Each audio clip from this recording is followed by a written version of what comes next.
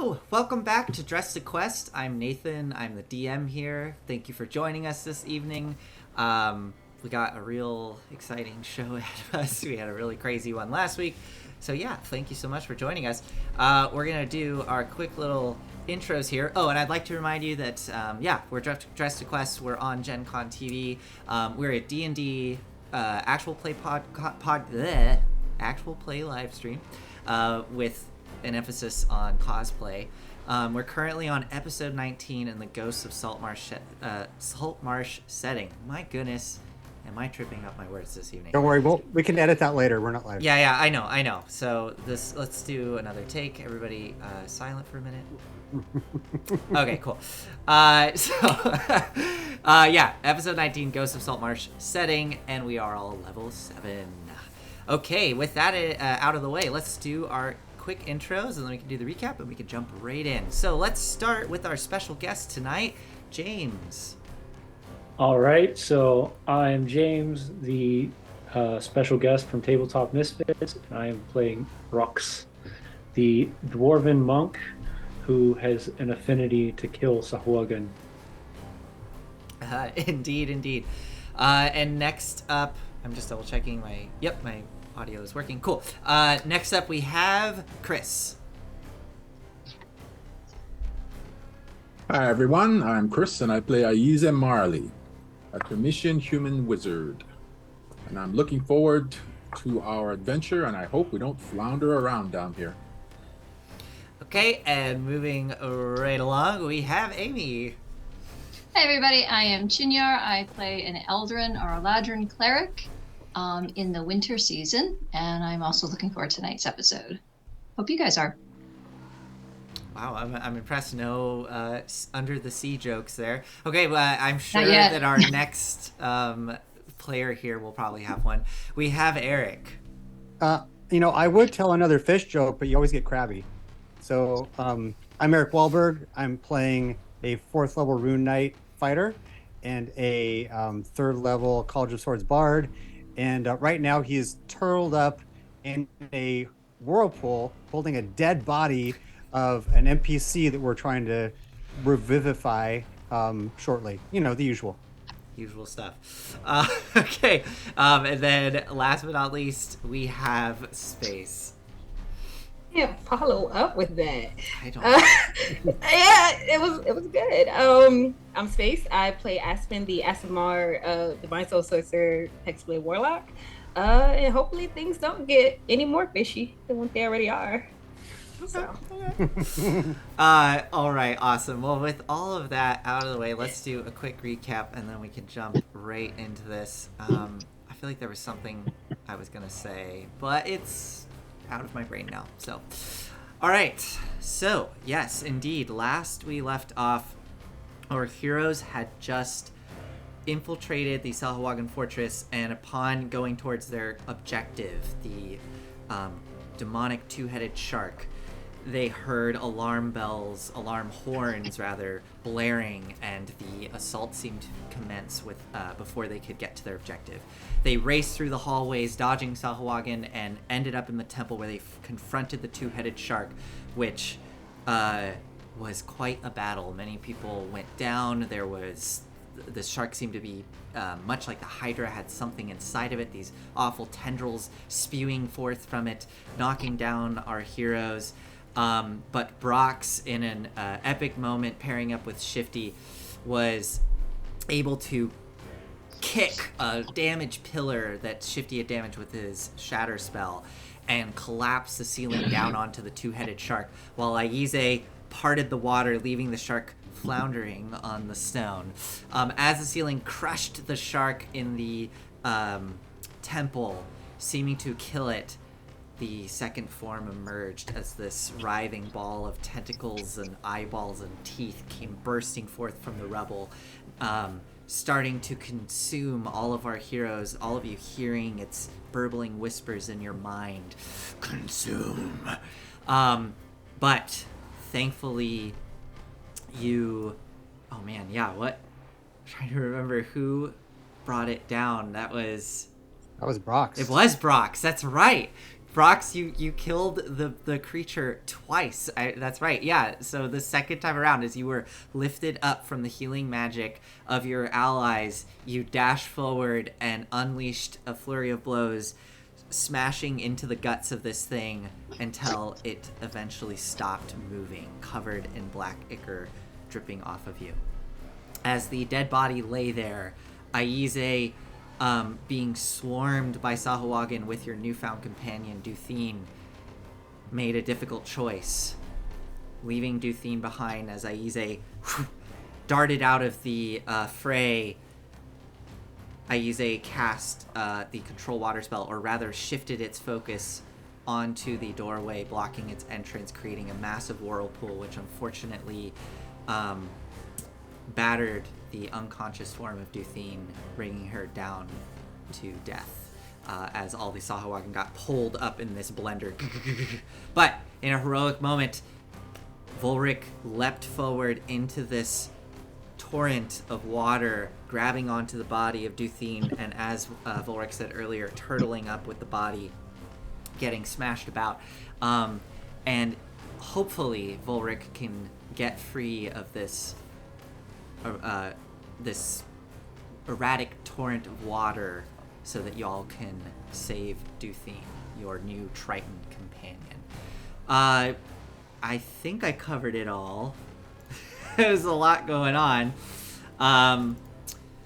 So I think with all of that, we can jump right into the battle here. I remembered what I was going to say. I was going to say that unfortunately tonight we are missing Josh, or Winged Horizon. Josh was unable to make it tonight, but that's okay because Space is going to be playing Josh's character, and we should be good to go. All right, let's do it. So, I believe we left off at the top of Aize's turn. Is that correct? Yes? Okay. That's what I have on the turn order, because I believe we ended with Brock's recovering some hit points, if I remember. So, as we jump right back into this tornado of water, swirling a cloud of bodies, blood, and Volric clutching the body of your companion, Duthine. Aize, you are standing there in this temple, seeing all of this chaos happening. What do you want to do on your turn? I see one other Sahagin in there. There's one very very hurt Sahuagin being battered about within the cloud. Or the current. That one I will break out my wand and try to finish him. Okay. I'll fire off a firebolt. Okay, and go for it. With force. Force, okay, awesome. Why do I even bother using firebolts, really? A 14? That just hits, actually. Oh, okay. 14 points of damage. Oh my goodness. Okay. Well, our audience can see this, but the Sahuagin literally had 14 hit points left. So I say, the bolt of force goes through the cloud of bodies and blood in this crazy tornado of water, slamming into the chest of the Sahuagin. It just goes limp and starts to continue to swirl around. Maybe I won't throw you away. Well, I'm still here, sir. As Archive is kind of fluttering near the torrent of water. Aize, that was your action. What was you? Do you want to do anything with your movement or bonus? I'll have Archive move closer. Okay. And then I will adjust my position. Okay. To about here. And actually, Archive started out down there, so I want him to move 30 feet up. That's fine. Well, up to here. There's two entrances at the top, and I'm suspicious of the Sahuagin who didn't get caught in the whirlpool. Okay. So I'm keeping an eye up on this end of the room. Understood. Okay, is that your turn? That's it for me. All right. Well, indeed, as you are looking at that end of the room. Oops, I hit the wrong button. There we go. As you are looking at that end of the room, swimming from around the corner, you see the Sahuagin priestess that was out in the hallway where you were before come swimming around. That was just her movement, so she still has her action. What can she do? What does she have left? Oh, okay. Oh, right. She has, like, barely anything left. Sure. She's going to cast Guiding Bolt at first level straight at you, Aize. So here comes the Guiding Bolt attack. See if it hits. 15 to hit.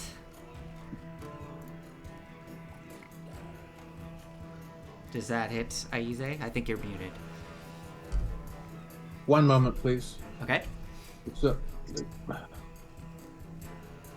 it doesn't take into account that I'm wearing mage armor. AC bonus 13 plus dex. Dexterity gives me a bonus of 3, so my base armor class is 16. No, yeah. Oh my goodness. Okay, so you are able to duck out of the way as the bolt whizzes past your head, leaving a trail of bubbles and light. And she hisses at you. All right. That was her turn. It is now Duthine. Duthine is dead. Chenyar, you are up. Okay, so I am going to ready an action. Okay. So what I want to do, what I want to do is, as my bonus action, I want to move my spiritual weapon closer to where my teammates are. Understood. I think I can move it. Let me just double check and see how far I can move it real quick. Yeah, I believe the spiritual weapon is the purple orb. Yes. Okay. It is. I can move it. Is it 60 feet? As a bonus action turn, you can move the weapon up 20 feet. Okay, so I will move it 20 feet in the direction of my comrades so that if anything comes over to them, I can smack them. Okay. 5, 10, 15, and I guess I will have it hover over here. Alrighty. If that's okay. I think I'm covering somebody. I don't know what I'm covering. Oh, it's just archive. You're good. Okay. Then I will take my move action to just move a little bit closer to where Volric is, and then I'm going to ready to cast Revivify if he makes it out of the whirlpool. I do need you to make a strength saving throw for me, please, because as you move towards Volric, the current of the vortex. Oh, I wouldn't move into the vortex. Yeah, I wouldn't move into the vortex. Okay. It's hard for me to say where the vortex is with the. So with the I've map. been very lenient with this spell because we were just getting to know it. Technically, it's if you move within 25 feet of it. So I'm gonna say that you can. Can I back up You there? really could only have gone to like 1 square forward. So. Okay, that's fine. I'll go 1 square forward. I wouldn't have moved would've been, into like, the vortex because Okay. I would have been like, I can't risk Okay. not being able to cast my spell. So I was there. Okay. So I That's can, as instead far I can as you move can go. 1 forward. That's as far as you can go. That's 25 feet away. Okay, so then I can't move. Sorry. Yeah, I guess you can't. No worries. I'm glad for the clarification. So then I will ready Revivify. Are you And that's the end of my holding turn. that action? If you I'm gonna do, lose and the you do spell. not, if you do and you do not cast it by the time it gets to your turn, you will lose the spell. So if you are holding it, you would be pulling Too your diamond dangerous out. to lose and- the spell. If he doesn't get out of there, then I'm in trouble because I'm gonna end up using the gold dust. That's right. You would use your diamond. You're gonna hold it.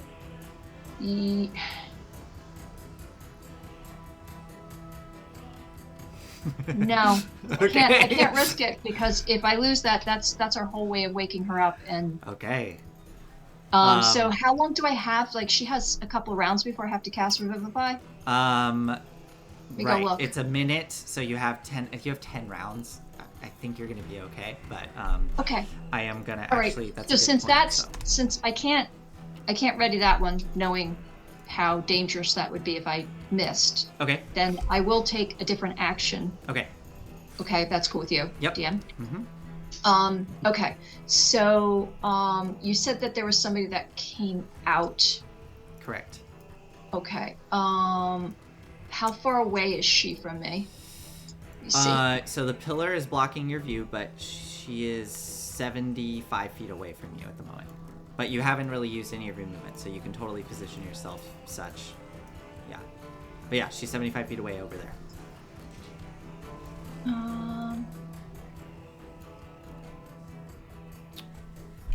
Okay. Then I can probably move just slightly closer to her. Okay. Where is she? Sorry, I have to move the map a little bit. No, that's fine. Okay. Okay, so she fired at Aize, so then I would move 5, 10, 15. I think I'm in range of her. Let me just double check. Okie doke. You are 65 feet away. Okay, so I need to move one more. Okay. So as you pull out the diamond, look at it for a moment, think best of it, putting it away, you swim over your companions towards this creature that's just come into the room. And what do you do? And I will look at her, and I will cast. I'm gonna say her. Well, she's been injured, right? Nope. Oh, she hasn't been injured. Not this one. Then I will Sacred Flame her. Okay. Let's see how her dex is. She got an 8. Oh, great. My dex save is 15. Okay. Awesome. So the flame erupts around her. Go ahead and roll your damage. Okay, so it's 2d8. Let's see how that goes.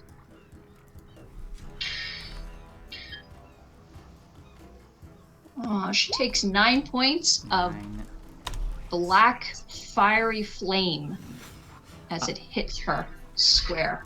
Awesome. Curling up around her shoulder and neck, she recoils in pain. And that will take us to, I believe that's your turn, Chenyar?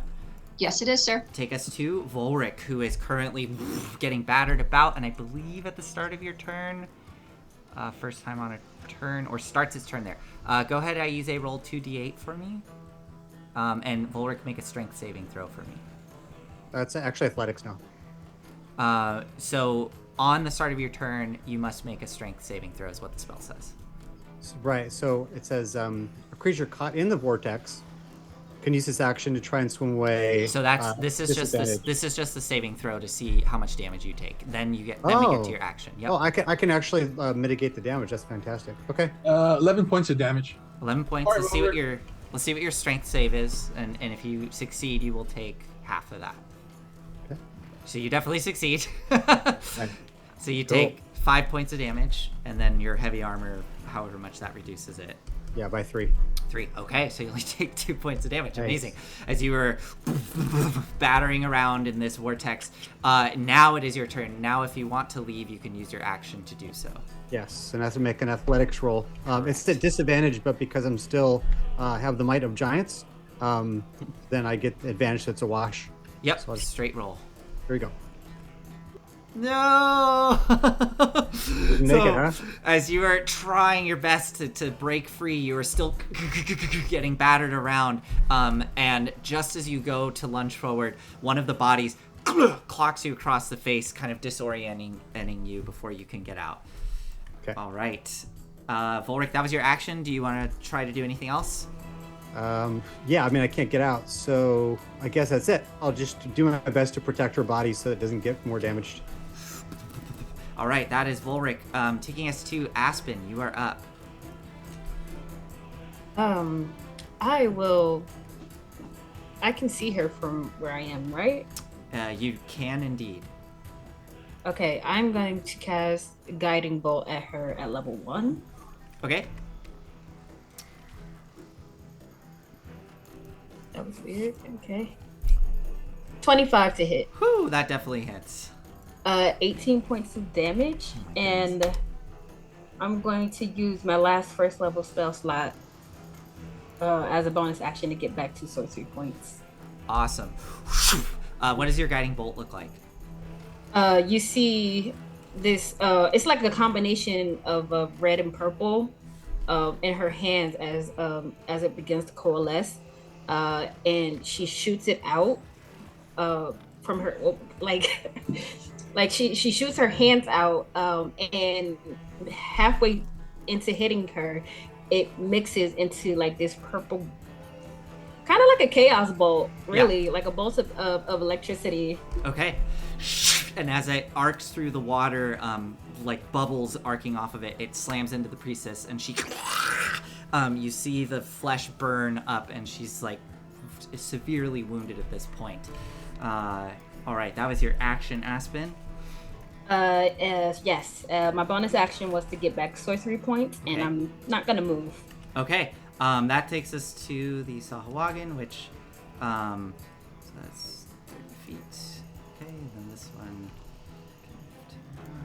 and then it will dash into the room for another 40 feet as it comes swimming around the corner, and then the remaining 3 are going to, they can only dash up to the threshold of the room as they come swimming into the room. All these Sahuagin coming through. And this one is beelining straight for Brox, lifting up a big warhammer as it comes swimming into the room, taking us to Shifty as Brox cracks his knuckles. All right, Shifty. What is Shifty going to do? I don't have access to his sheet. You don't? Okay. I thought Yes, but Shifty will move up to 25 feet. Hold on, let me check something. In player's journal. Oh, here we go. Sorry, you are right. You do not. Here you go. You now have access to his sheet. And you should have access to his token. I believe I gave you access to the token as well, so yeah. Yes. And he can move, since you're underwater, he has the helm of underwater action, so he can move 30 feet underwater. Okay, Shifty's gonna move up 25 feet. Okay. Actually, no, let me see the range on his stuff. He's gonna do an ice knife. Awesome. Yeah. Okay. And he's gonna, that's an attack roll, isn't it? Indeed, it looks like you just rolled it and rolled a 19 to hit, so that definitely hits. I don't know who you're aiming at. Actually, let me see the range on this, make sure, real quick. Ice knife, 60 feet.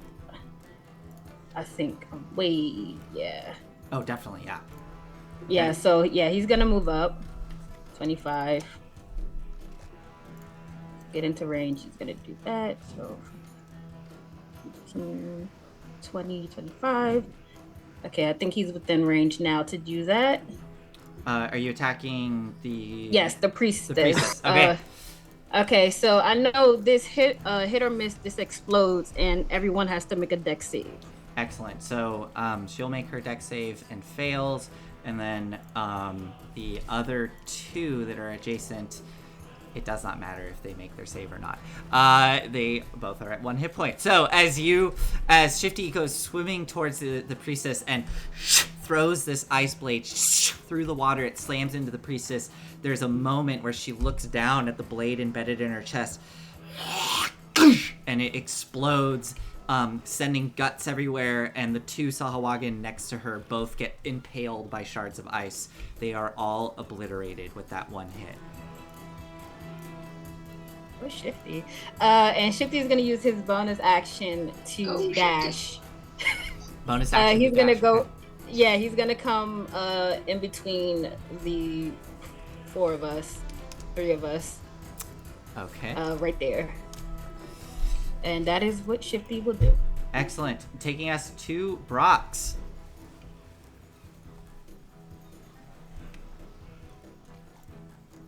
All right, let's see what we've got.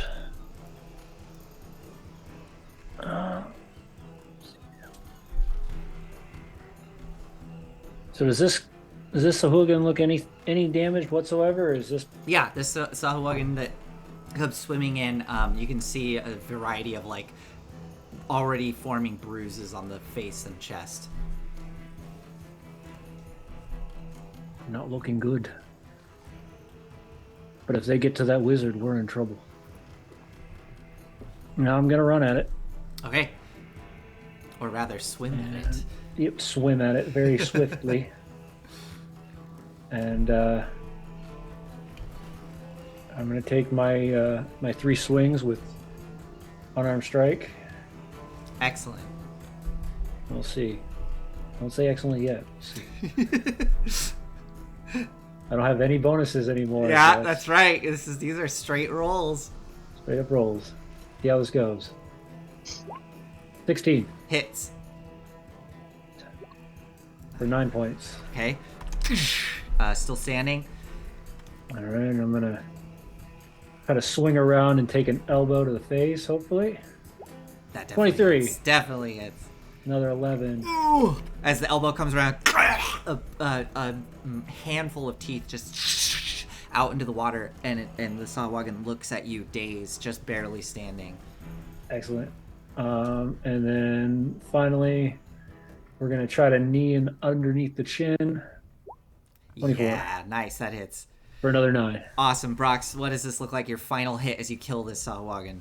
So yeah, as grabs both sides of the Sahuagins, like those fin things that stick upside their head, grabs them and just slams this down on the knee until just to reduce its movement completely. Yep. And then he just kind of tosses it to the side and gets ready for the next group that comes out. As you toss it to the side, the body just limply kind of floats in the water and starts to gently rise towards the ceiling of the temple, blood streaming off of it. It is killed. All right, Brox, that was awesome. Those are your action and bonus. You still have a little bit of movement left. Are you going to stay there, or?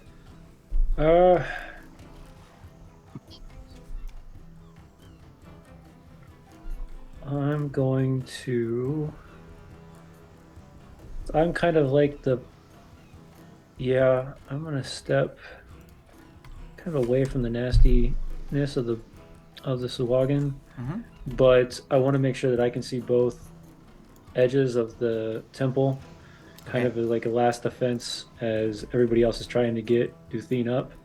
Okay. So. Excellent. That takes us to Aize. It is now your turn.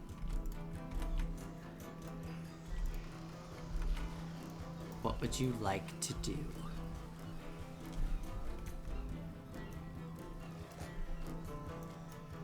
Sorry, I was instructing Archive to capture the last moments of the Sahuagin priestess. Something like this, I believe. Wait, hold on. Aize, can you hold that one more time up to the camera?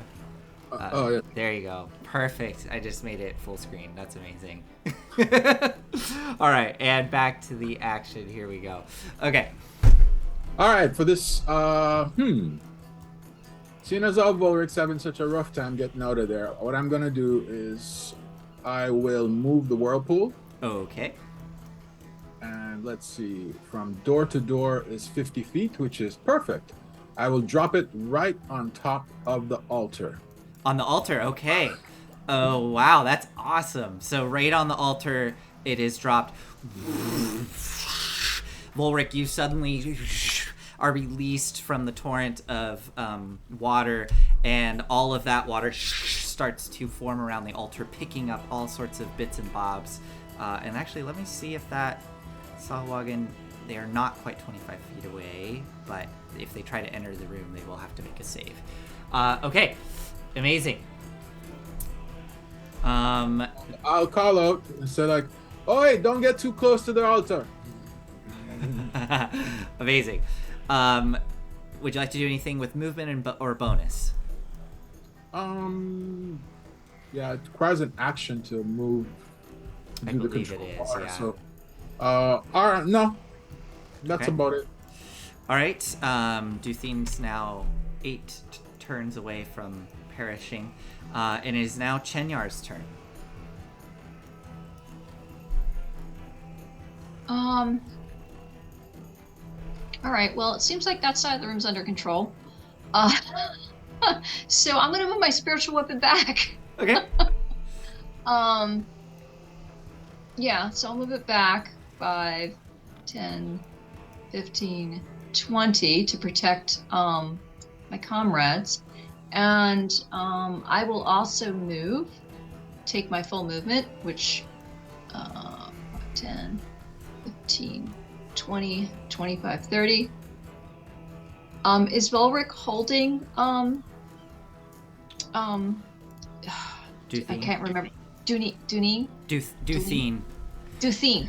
that I can like put the Oh, yeah. So yeah, if you're 30 feet away, yeah, you could absolutely, as Volric comes and regains himself, you can see Duthine there, cradled in his arms. You could absolutely reach out.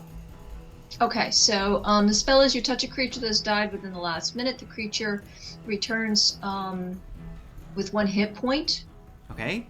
Can't bring to life a creature.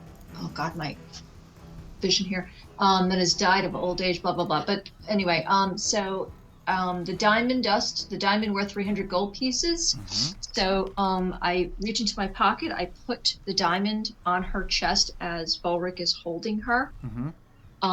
And I will kneel in prayer, and I will speak in Sylvan, a prayer to my God. And then what you guys see is my hand kind of starts to glow.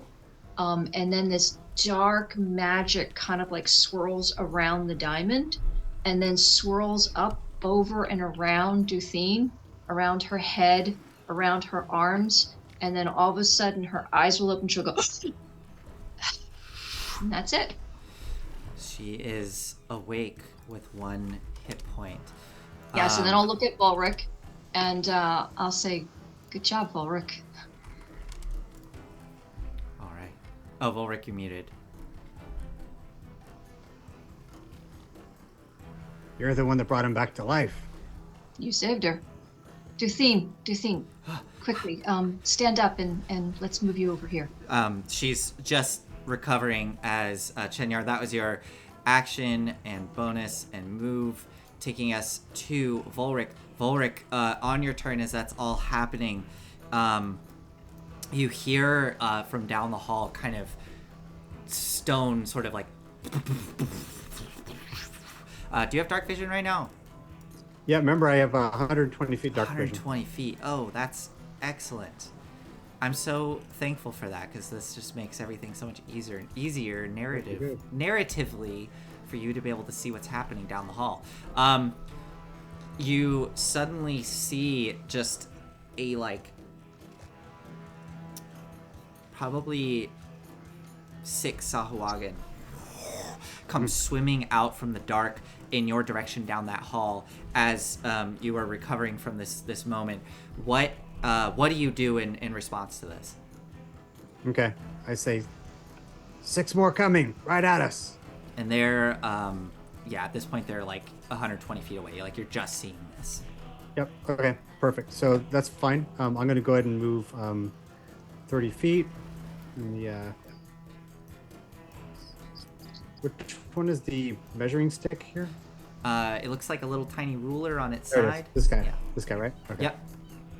I assume you're leaving Duthine with us. Yes, absolutely. Yeah. Come on, Duthine, you got work to do.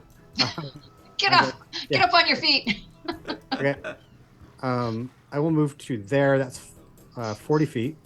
Okay. And I can do 40 if I do an attack. So, do I see any of them? You said I saw them at the end. Yeah, sorry, I was getting all my ducks in a row here. So we'll say that they are here at this point as they are swimming down the hallway in your direction. You can see them all swimming in your direction. 4 of them seem to have spears, and 2 of them have the big war hammers as they're all swimming down towards you. Okay. I'm going to go ahead and... Oh, do you still have disguise self up? I do not. I've turned it off. And I'm also 9 feet tall. Okay. And you're no longer invisible? Not invisible. I'm none of those things. Okay. I'm what you see. Okay. you. The range of a javelin, I was trying to get that. I have 2 30, javelins. 60, I think. 60 feet max?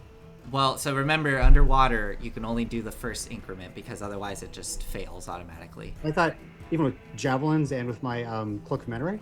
Yeah, I mean, with any ranged weapon, Any you can weapon. only do the first increment. Okay, I'm slowing you guys down. I'm going to go ahead and take 10 feet step back because I will not be able to attack this round. Okay. And I'm going to, I'll go ahead and dodge. I'm going to communicate that as bringing my shield up in a Okay. protective stance.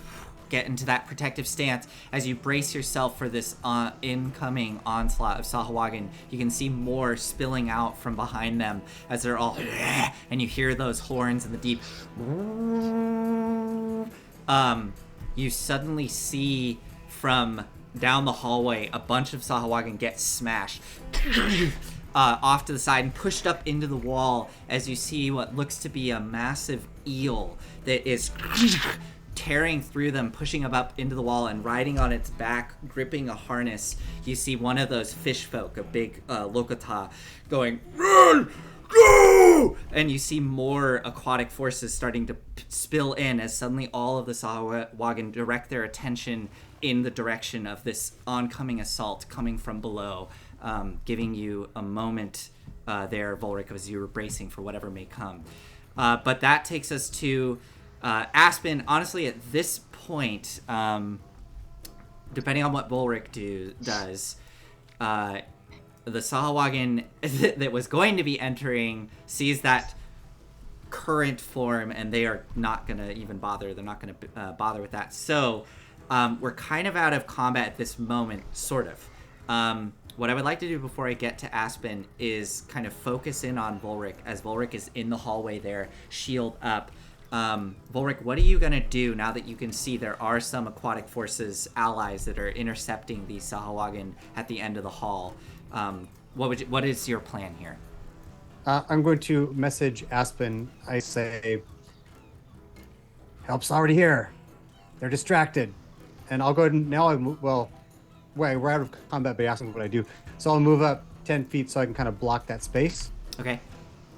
And I'm basically going to be using perception to watch anything coming from any direction.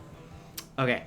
So you back up into position. Yeah, let me see where you're putting yourself. I'm actually going to move up to here. This way I can see it in all 3 directions. Mm-hmm. And I'll just be using my active perception to just watch anything coming from any direction. Okay, understood. All right, so you are there. Go ahead and use roll a perception roll for me then, please. All right. So as Volric gets into position, you can clearly now see the fight that is taking place at the end of the hall as some, it looks like the initial aquatic forces are making their assault on this section. You get a 23. Yeah, so you can see this large eel smashing into the Sahuagin. More Sahuagin are spilling out of that room. And you can see directly behind the eel itself, there appears to be like more chaos happening as the aquatic forces are pushing through.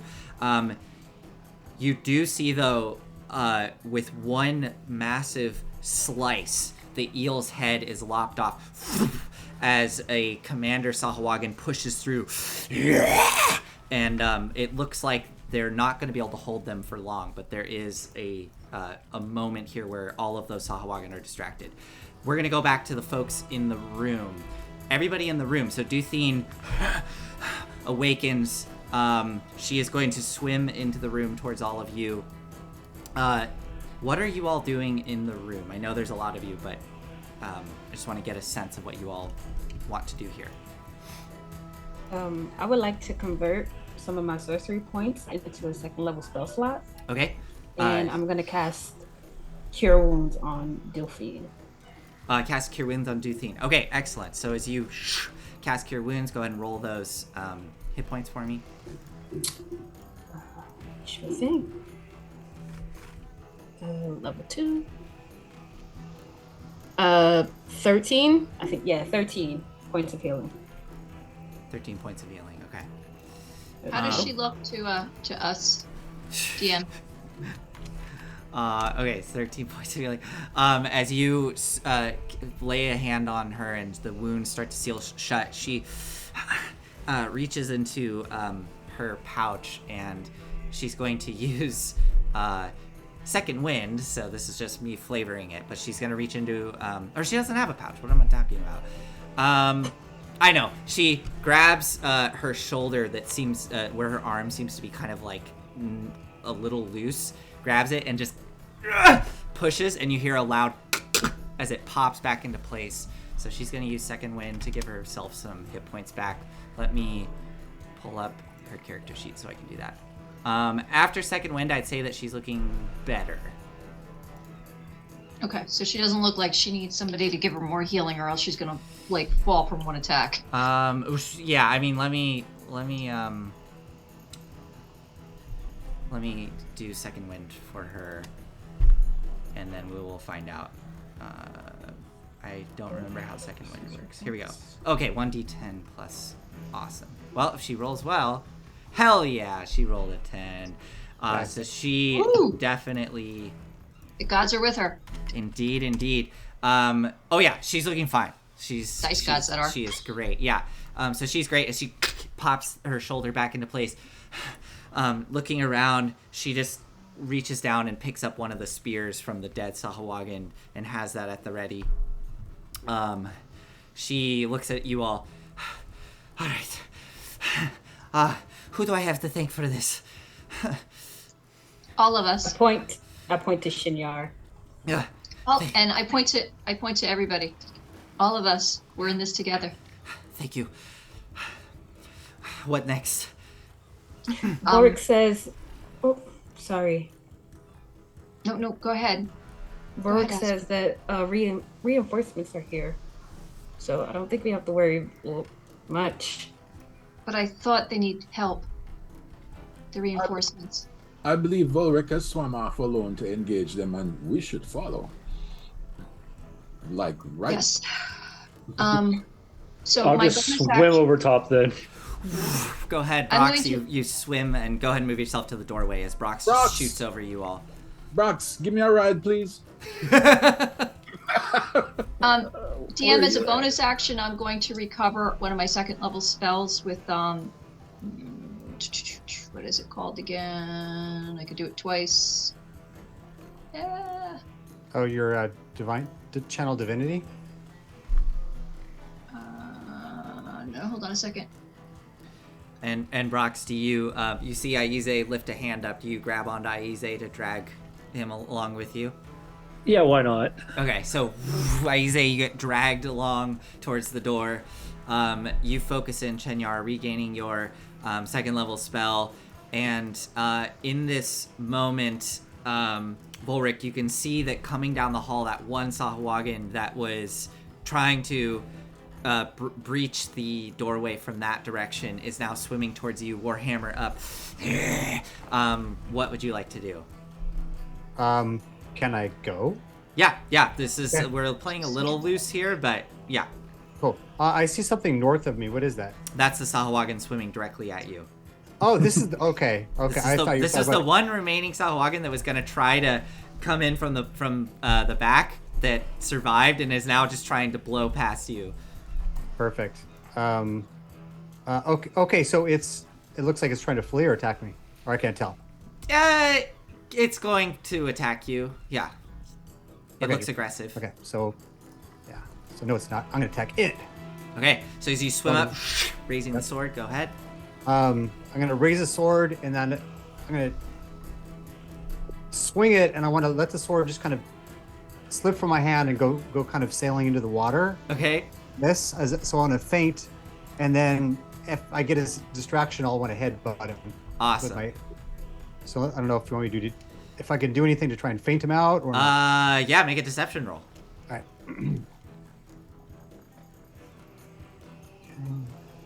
And is everybody else gonna go out in the hallway with Brox Ooh. and Aize? Yes. Hell yeah! So you get go ahead. You can have advantage on this attack as the Sahuagin sort of smiles, the big rows of teeth appearing. Oh yeah. Oh, is that right? Is that 16 points of bludgeoning damage? Take away 2. Okay. Take away 2 because of I don't get to use the sword fighting style, but Giant's Might and Max and my strength and everything else. So that's 14 points of bludgeoning damage. Oh, sorry. Blade Flourish is in there for some reason too. Take away 4 points, so the total is not 16; it is 12. Ha! That's exactly what the song is. Yeah, headbutt. So, and they just and go limp, drifting down the hall. Is everybody else gonna go out into the hallway with Brox and Chenyar? Duthine for sure goes swimming out. Yes. Okay, so everybody go ahead and move yourselves out there as you don't see Volric at the moment, but those of you with dark vision can barely make out. There's movement happening down to the west hallway, and you can hear the sound of chaos and fighting occurring. Volric, we'll say that after you headbutt that Sahuagin, were you gonna just go back to your spot?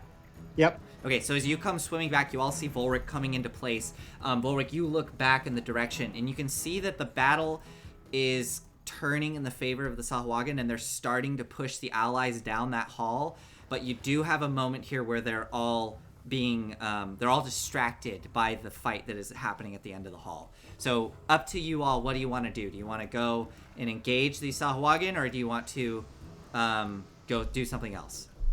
I don't have my archive with me, so Brock's moved and I don't know where he is. Here we go. It's right here. I'm here, sir. I'm here. Oh, okay. No, I'm with Brock's. That's why. Yeah. Oh no, I would have dropped you off at the edge there because I was gonna swim up right next to Volric. Oh, okay, no problem. Is this my spiritual weapon? The little Okay, purple wait a minute. orb there. I'm Yeah. gonna move my spiritual weapon with me. I'm not sure which one. I will say, spiritual weapon lasts a minute, so I will give I you. think it's at the tail end now. Yeah, tail end. I'll give you like 2 rounds left of spiritual weapon. Okay. So I'm gonna move it as my bonus action Okay. towards the battle. It is the purple one there. Okay. And I'm gonna add this so that I can keep track of it. Okay, All right. thank So you. as it goes drifting up, Brox, you go swimming up next to Volric. All right. So you all want to go swim towards the fight that is happening at the end of the hall. Perfect. Let me. Oh, also you killed another Sahuagin. Let me mark that off. For those of you watching, there is a mini game happening behind the scenes where I am keeping track of how many Sahuagin they kill, and it is adding up to victory points. And if they get enough victory points, they can succeed in this battle that is happening. How far are they from us right now? Like, can all we right, use so any distance spells? Yeah, so let's get you all kind of in position here. So, if you all want to position yourselves accordingly, just don't go beyond Volric before we kick off this next portion of combat. So, you can position yourselves behind Volric or the hallway to the north of Volric. But as you all get into position, Volric swimming down the hallway and turning to confront this battle that's happening at the end. Chenyar, you do have dark vision, correct? Yes. So yeah, you can actually see what's happening. I think what you see is like every once in a while there's like little flashes of light from like steel connecting with steel and the sounds of creatures crying out and yelling. But you don't see anything in the darkness. And I would like Dark to. vision? Yeah, they're more than 60 feet away. As a free Okay. action, I would like to turn back to them because I know they can't Yep, see as far go as for I it. can. I say, one of their commanders is down there. Sahuagin, we need to slay it. Okay. All right. I'll tell you what. If you all want to go and confront these guys, before we roll, we're just gonna keep the same initiative to keep this going here. I'm gonna reset the initiative order.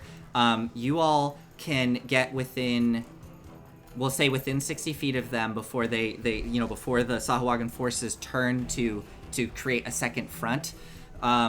So let me position you all, if that's okay. DM, can I ask you a question too? Yeah, I of do course. see a That one's- sorry. Sahuagin here. That one's dead. Okay. I just want to make sure. Yep. Good good looking out there. Okay, is Shifty in the mix, Aspen? Yes, he would be by me. Okay, perfect. All right, I'm gonna move you all up, so that you're about 60 feet away as you start to swim down the hallway.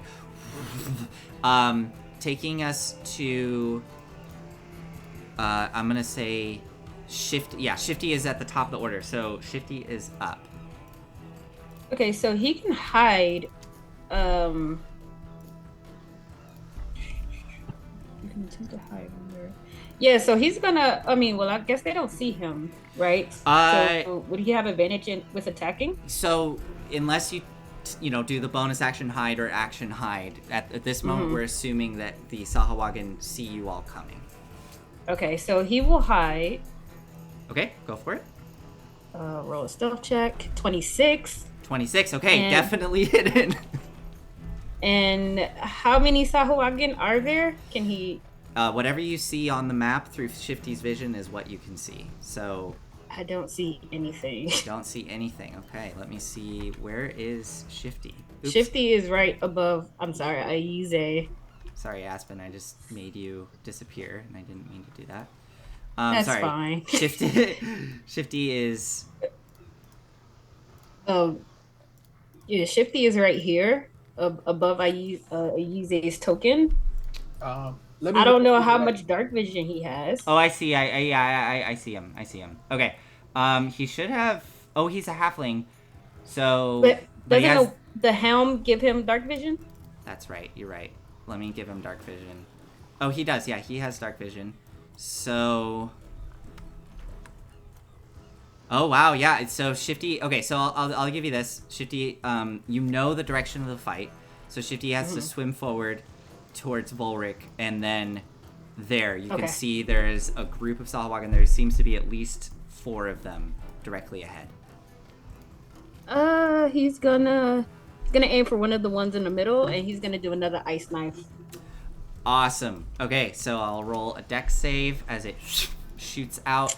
This is made at advantage because Shifty is hidden.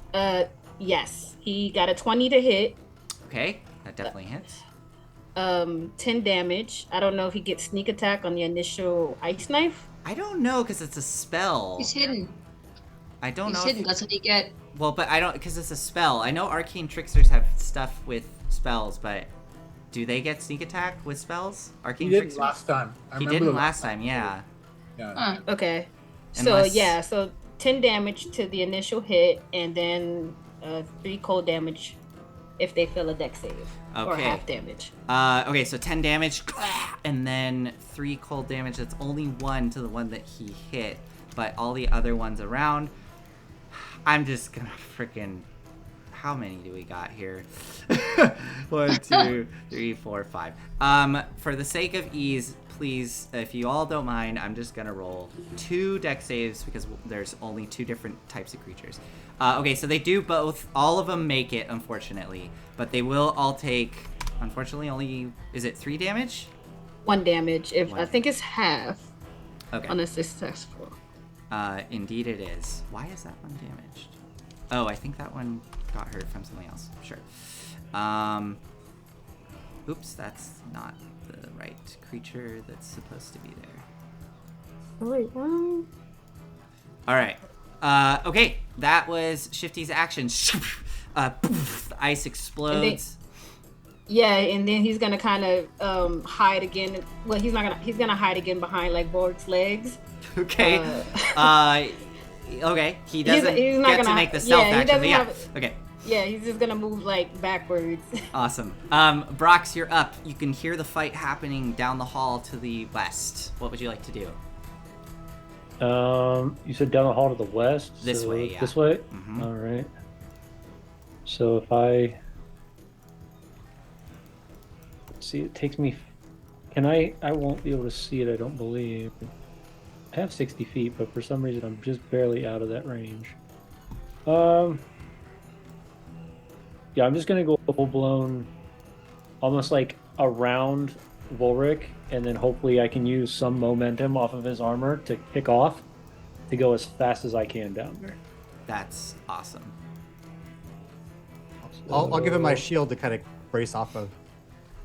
Okay, excellent. And that should give me my 45.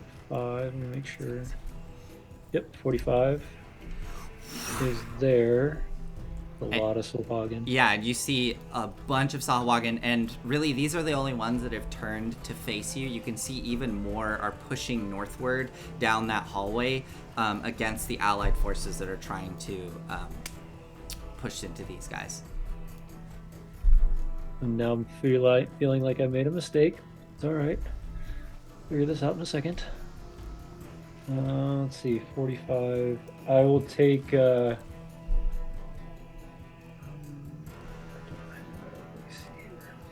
think I have to use a key point in order to use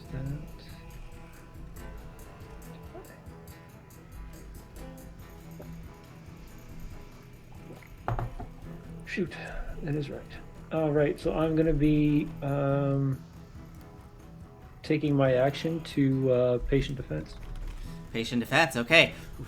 Go into a defensive position there, confronting all these Sahuagin that are all hissing at you with their spears, taking us to Aize. What would you like to do, Aize?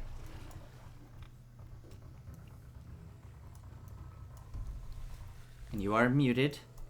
Sorry, oh, you caught me in the middle of typing something. That's okay. Well, cripes, my ride left me. Where'd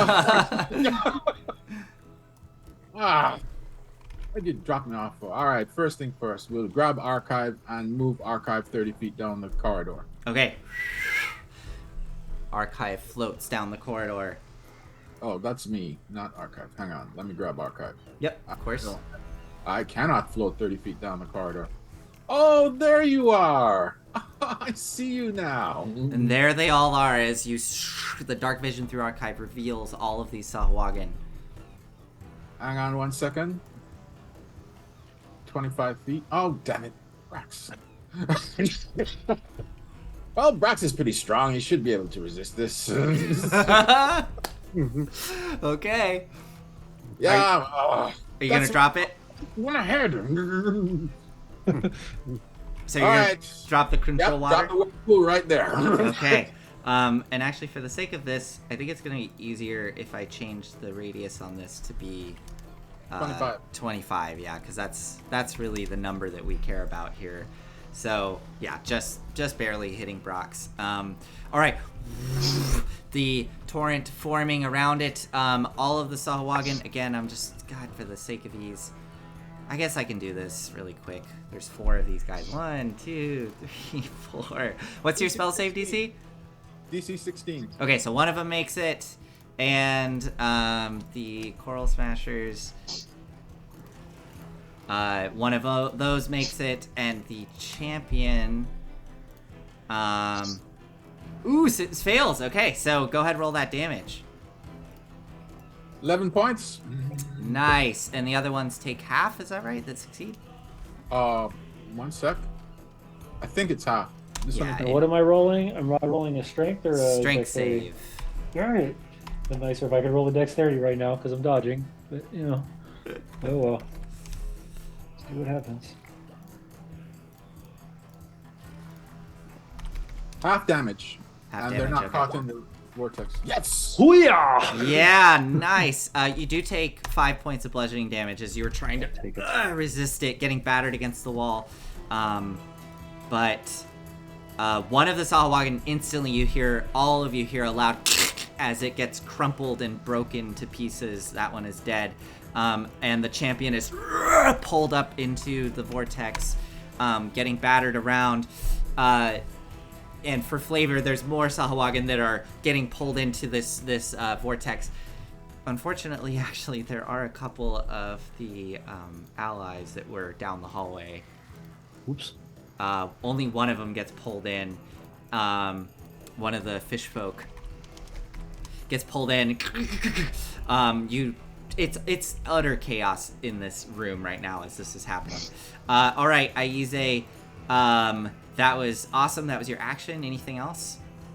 I think I've done enough. Okay. I yelled down the corridor. Sorry, Brox. Try not to run ahead, okay? Awesome. So as that is getting That torrent is picking up all the Sahuagin. That takes us to the champion, which will attempt to... Yeah, what are they going to do? I think they're going to use their action to try to break free. Yeah, they're going to use their action to try to break free. Here we go. It's a disadvantage athletics check. Disadvantage. That is so brutal. Okay, well, without the disadvantage, they would have succeeded, but unfortunately, they continue to get ground up in this thing, and I'll make their strength save to see how much damage they take. They fail, so they take another... I'm just going to take that 11, Aize. They take another 11 points, unless you want to roll. You're on mute. Aize. Okay, so 8 points of damage as they are getting ground up. They are unable to break free. Duthine, she's gonna swim forward, but she kind of sees all this and kind of lets out a laugh. And she will just ready. She's not gonna get too far forward. She's gonna ready an action. If anything gets close, she's going to attack. Chenyar, you are up. What would you like to do? I'd like to first come off mute. What I'd like to do is get, see if I can get 60 feet of the champion guy. Yeah. I'm going to leave my spiritual weapon here because I want it to kind of like, it's only got one more round left. Yeah. So if anybody comes, maybe I can use it. So I'm going to move up 5, 10, 15. Okay, so you swim up into position and you can 20. see the champion at the back. They're getting crushed by the whirlpool. Okay. Am I 60 feet of him? Yes, you are. All right. Then I will cast Toll the Dead on him. Excellent. Okay. Or, yeah, Toll the Dead. I was gonna say Sacred Flame, but let's do because I'm sure his dex would not be so good in a whirlpool. Okay. But we'll I do, don't know if it we'll do affects Wisdom. Let's see how he mentally holds together. Wisdom. Okay. Oh, got a natural 20. So unfortunately resists the spell. All right. Chenyar. Oh, that's a shame. That's a shame. Let me see if I have a bonus action. Give me one moment, please. Indeed. Well, if you moved your spiritual weapon. I don't think I did. I think I left Okay. it there, didn't I? Yeah. Okay.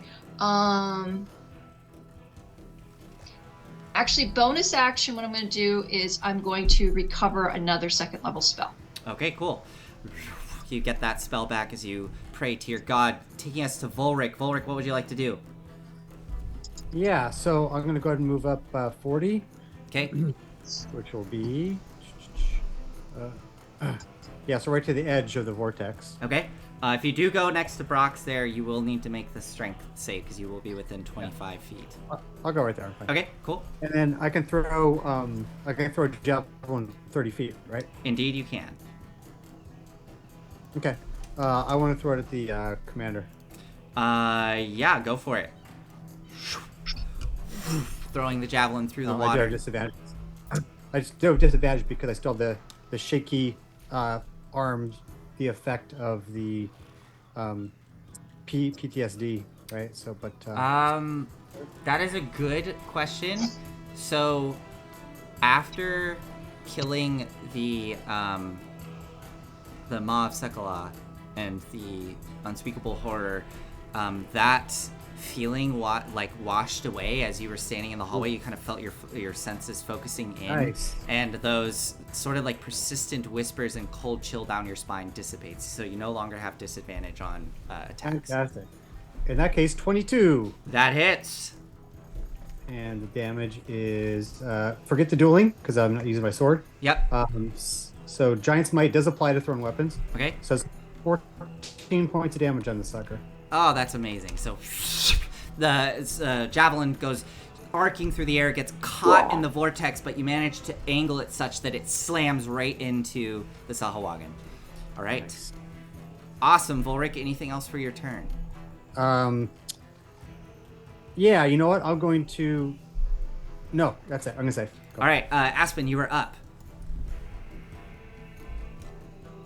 Okay, I'm gonna move up Mm-hmm. 15 feet. Mm-hmm. I can just barely see the commander. Is that this guy right here on the right? On the right? The commander is all the way at the back here, so you Oh, cannot see them, unfortunately. Okay. Oh, I hate not being able to swim. Okay.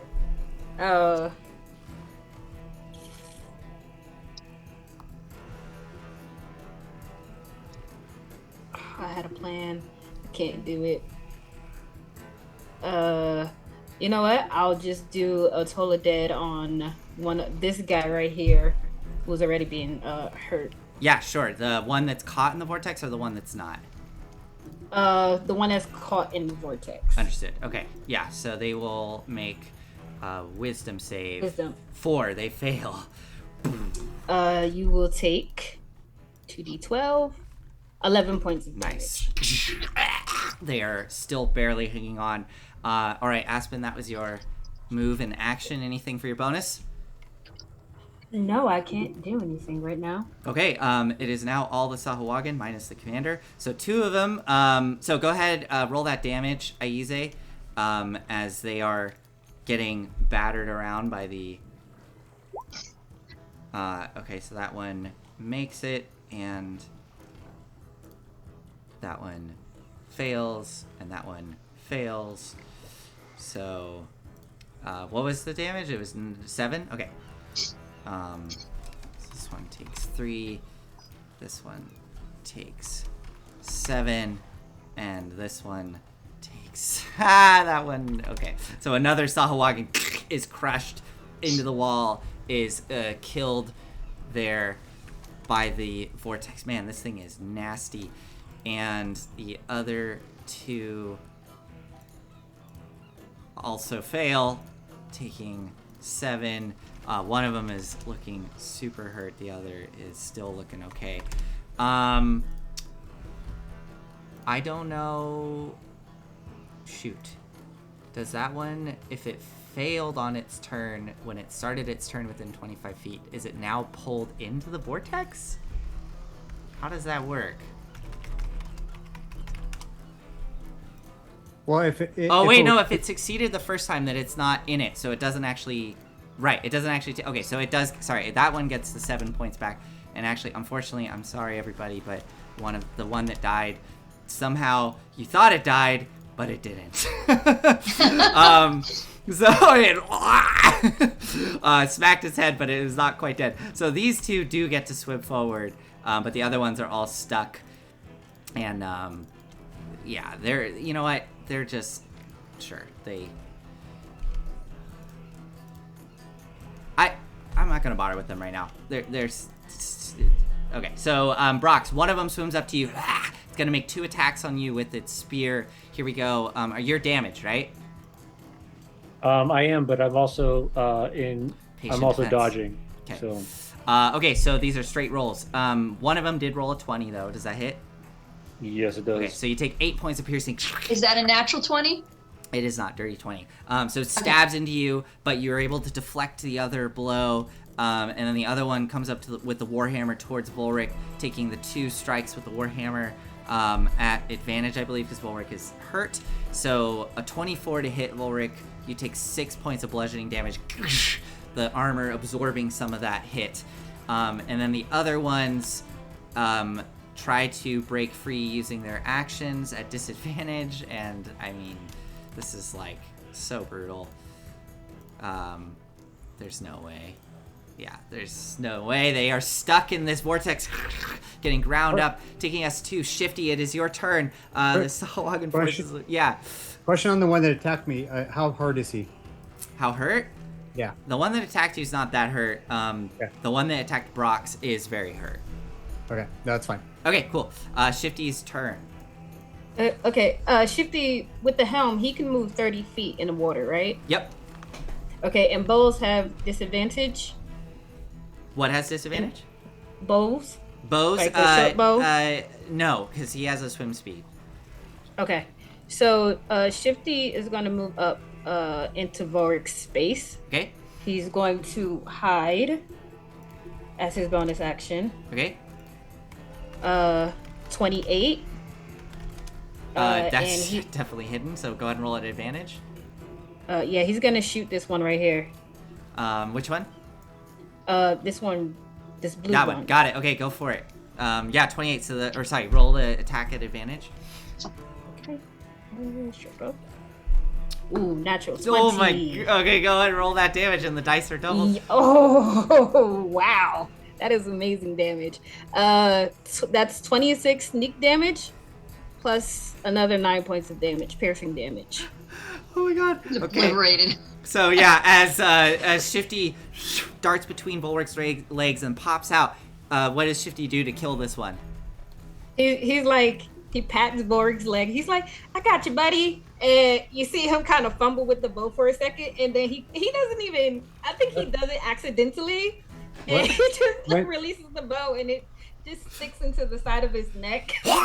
Yeah. Oh! When Shifty goes to pat my leg, I say, "That's not my leg." Oh God. Okay. He's just So like- with that flustered moment, as Shifty's like, the bow accidentally lets loose the arrow, and it goes right into the neck of the Sahuagin. And they start to float away, dead, getting pulled into the vortex as their limp body floats. So that is another one dead. All right, that was Shifty's action and bonus. And his movement. He's not gonna. That's where he's gonna stay. Awesome. So Brox, you were. It is your turn. You can feel the current of the vortex, but you've managed to resist it as you're swimming there next to the Sahuagin that's trying to stab into you. Okay. So I'm currently able to resist the vortex. I'm not dealing with that anymore. Right. All right, then I'm gonna punch this thing. Go for it. Not that one.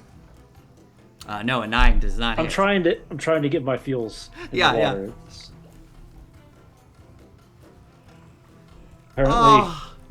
Apparently, Oh, and then we're gonna do our bonus. I'm so sorry. 18. Okay, nice. We got to make up for it because you had some amazing rolls last week. Yeah. It was the whirlpool's kind of jacking with my equilibrium, and I'm trying to figure out how to swing properly. I haven't had any alcohol. Yeah. Let's see that damage. Oh! All right, Brox, you whack! Get that final strike, and you hit the Sahuagin across the jaw, and their neck just spins 180, and they go limp and get pulled into the vortex. They are killed. All right, that takes us to Aize. It is your turn. What would you like to do on your turn? First off, I'm going to move 15 feet because everybody left me behind. And I'll move up next to Aspen and I say, "Hey, how you doing, Devil Child?" And then Hey, we both got left. abandoned. Abandoned. And I will move my trusty archive, up 30 feet. So I can get a better look at what's going on down here. Okay. I feel somewhat guilty about, causing all this carnage. I'm not seeing exactly what I'm doing. All right. Hey, you can just blame it on not being able to see. I mean, I think it's excellent. You took out a lot of the enemies. I think they're all dead. Are they? So there's you still some you left. blindly cause all this carnage? What happens when you can see what you're doing? So as Archive drifts into the torrent, you can see there are 4 Sahuagin caught in there that are still alive. The champion is still trying to get out, break free. So that's what you can see within. There was a Lokata caught in there. Was there Yes, not? you do see the. I would say actually from the angle you're at, you don't see the Lokata. So you can just hear chaos. Which direction is the sound of our allies? Is it north or south? You know the allies are coming from the north. I'm going to place the whirlpool here. There. Okay. Are you able to see that through Archive's eyes? Well, I can place it here then. That I can see. There? Yeah. Okay. Got it. Yes. Okay. Indeed, you can. So the whirlpool suddenly reforms. Let's see, you remove it. Does that mean that the Sahuagin, they get to now make a strength save again? Right. It's your call. Yeah, that's so weird. Oh man. Does it reform or does it? It does. Just move? Yeah, it dismisses and then it reforms. It dismisses and then reforms. So I think they make a strength save again to be consistent. So And they start because they're gonna start. So they start caught in it, and now Right. they all get to make their strength save. Okay, so here we go. Go ahead and roll your damage. 9 points. Failure. Okay, so that one is crushed and killed instantly. These two will try to make their save. They're probably gonna. Yeah, so they are both. Yeah, those two are both crushed, getting crushed in the vortex, and then the champion trying to break free from this torrent rolls an @1, so they also get 9 points of damage as they're getting pulled into it.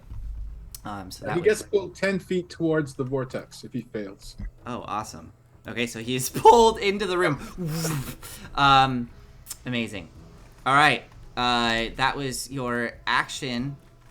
Yep. Anything else for you, Aize? No. That's it for me. Okay. Amazing. The champion is freaking stuck in the vortex. Go ahead, roll your damage again. And then they're going to try to use their action to break free. And they cannot break free. Jeez, this thing is so gnarly. My 9 points. so they are just getting crushed. Brox, I need you to make a strength save for me, please. Here we go again.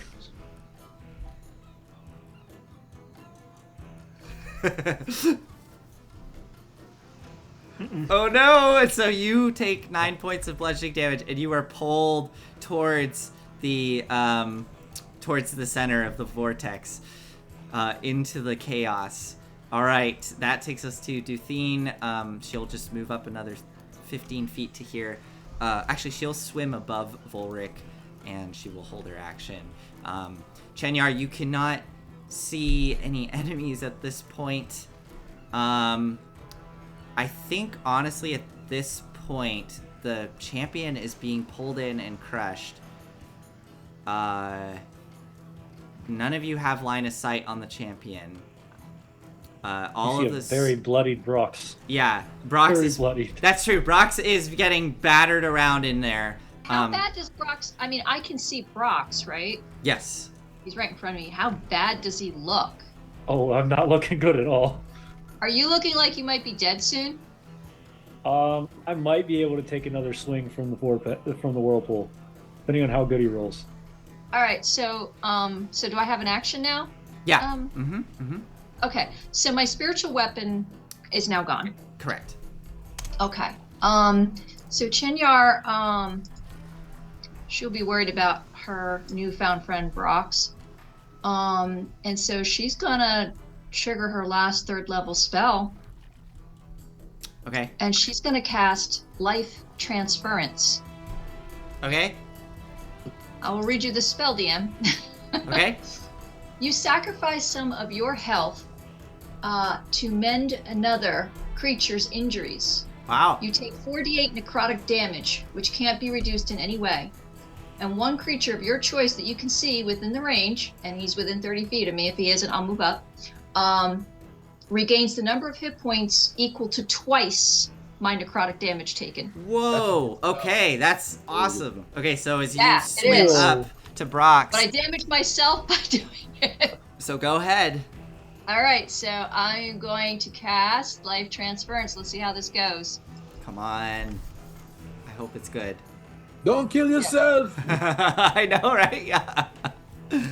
Ole mole. Okay, I'm taking 19 points of damage, and you are getting 38. 38 hit points, Brox. What does this look like, Chenyar? So as you guys see, this panic look on Chinyar's face, and she winces slightly. Then she starts to do this and starts chanting something in Sylvan. And as she looks like makes this eye contact, watching Brox spinning towards the vortex, she holds out her hand like that, and you see this like dark energy like all of a sudden shoot from her palm. And as it shoots from her palm, she winces in pain, and you see like this like almost necromantic like going up into her face, and it like makes a skeleton like a skull of her face. Like you can see my eyes are almost like that already, but it like leaves like a skull face on hers, and then fades. And as she pulls away and she winces in pain, you see that Brock's all of a sudden his injuries start healing up around him. Incredible. So 38 points of healing, Brox. While I take mean, 19. I'm not at full, but I'm definitely feeling a lot better than I did. That is amazing. Chenyar, as you release that magic and Brock starts to regain some of his health back, is that it for you? Yeah, let me just see. Yeah, that was a spell. Yeah, so so she will back away a little bit. Okay. Let me see where she's at. Oh yeah. Yeah, she will back away just slightly, and you see her like holding the wall. You know, as she winces in pain, and you can see she's clearly taken a lot of damage. Okay. And you've never seen anything like that before, guys. So. Awesome. That takes us to Volric. All right. I will move into the vortex. Okay, make a strength save for me. Wait, what? Okay. Go. Can you resist it? There we go. Indeed you can. All right. I'm going to grapple my buddy Brox, assuming he's not going to resist it and won't roll. Nope. Okay. Okay. Grab onto Brox. From where I am, I can simply place him here, right? Indeed you can. Okay, so I can't move him, but if you want to put him there for me? Yep. You And throw then- Brox out of the vortex. and I'm going to keep going in. Okay. Hold on. You do, Aize, go ahead and roll that damage, because you do still take half damage. Okay. You can just move in it now. Okay, so you take 6 points of bludgeoning damage. I take 3, okay. 3. It's not bad, because Volric has the heavy armor thing, and yeah. And then now that you're swimming in it, is it considered, surely it's difficult terrain, right? It doesn't say anything in the... Doesn't? Okay, cool. Yeah. Then go for it. Okay, so If he's swimming into it, Yeah? wouldn't it increase his movement rate by 10 feet because he's going to get pulled? That would be failing the save would get pulled in? Any creature, object, or Okay, water. yes, no, don't worry, I'm just weaseling. Yeah, let's just keep. Yeah, for now, let's just keep it simple. I could- This spell is I could very, put very fiddly. So, okay, Well, actually, when I get to here, where's the champion? oh, right there. You swam right up to them. Okay, So, cool. this is a really cool visual. As I imagine you like. I mean, unless do you have a thought of what this looks like? Yeah, so I just dive in. You know, of course, that cloak still goes wide open, so I look like a giant manta ray at this point. And I grab Brax by the back of his kimono, and I kind of wink at him as I throw him out of the vortex. And then I straighten my arms out and kind of just dart my way through into the vortex right up to the champion. Awesome. Yeah, I imagine you like use the momentum of the swirling vortex, so we see Volric kind of arc around the corner. You have your sword out. Yep. Okay. No, I had to sheath it. Okay, So cool. grapple, yeah. So go ahead and roll whatever you're gonna do. Well, so that was my action, right? Okay. I grapple. Okay. And that's all That's I'm it? going Okay. to do for this turn. Yeah. Aspen, it is your turn. I just kind of look at Aize, and I'm just like, I give up. I'm tired of chasing this man down the corridor, you know. And then I see like Shinyar. Let's just swim casually forward, you know, like, you know. I mean, You see her kind of like holding the wall. She's wincing in pain. oh yeah. So when I see Shinyar kind of rip the wall, I begin to move forward, and I kind of like try to assess her, her physicality, like, and I see her wincing in pain, and I will choose a second level spell to cast Cure Wounds on her. Okay, amazing. Roll those hit I am points. down to my last one. She'll say, no, wait. I have two. Okay, it's okay. It's fine. No. Save the spells. I'll heal up myself later. Don't waste your spells.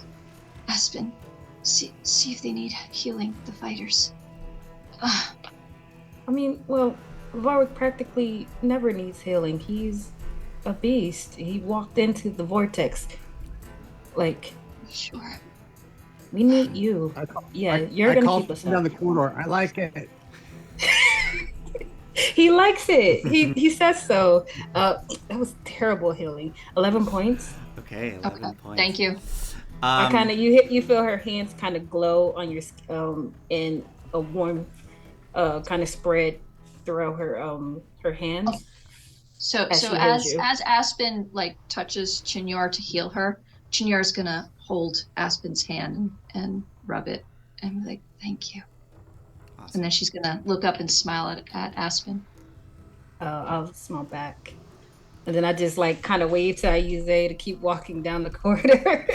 Awesome. Amazing. So as those wounds start to heal shut, and the necrotic, I imagine almost like necrotic veins on your neck start to recede. It's black veins on her neck. For the sake of this, because there's really the champion, there's the only thing left. I kind of want to, like, because we're almost at 7:30 here, kind of want to speed us through this. Ayuze, I don't know, were you going to do anything other than just hold that spell until the champion is dead? No. Actually, I was going to, seeing that most of them are dead, and the only one up, I'm going to part water. You're going to part water, okay. Oh, that actually changes a lot. So, before that happens, though, I want to check in with Brox to see if you were going to do anything on your turn with this vortex in front of you. No. Okay. So then in that case, and I'm assuming Shifty, kind of waiting there, this vortex swirling. Ayuze, we get to your turn. You want to part water, so you want to remove the water so that the Sahuagin drops there to the floor in front of. So I can move at a normal movement rate. I'm gonna move up. Actually, I'm gonna part water first. Okay. Treat me as the center. Okay. And it's 100. It's 100 by 100 by 100 foot cube. That's fine. We'll just say whatever this entire hallway is removed of water. You in every direction. Yeah, and you go striding down the hall. So on your turn, you part the water. Okay. And you have your movement, normal movement. Okay, I'll move 30 feet. Okay.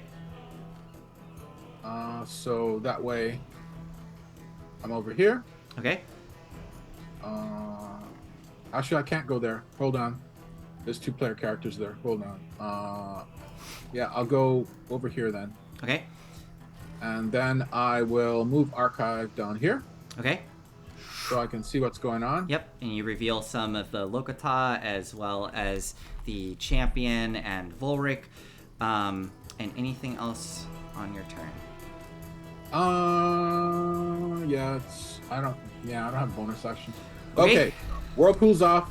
Water is parted. We're all walking now. All right, and now Volric, you're standing there with the Sahuagin champion. And they are going to lay into you, despite all their dead companions around them. So here we go.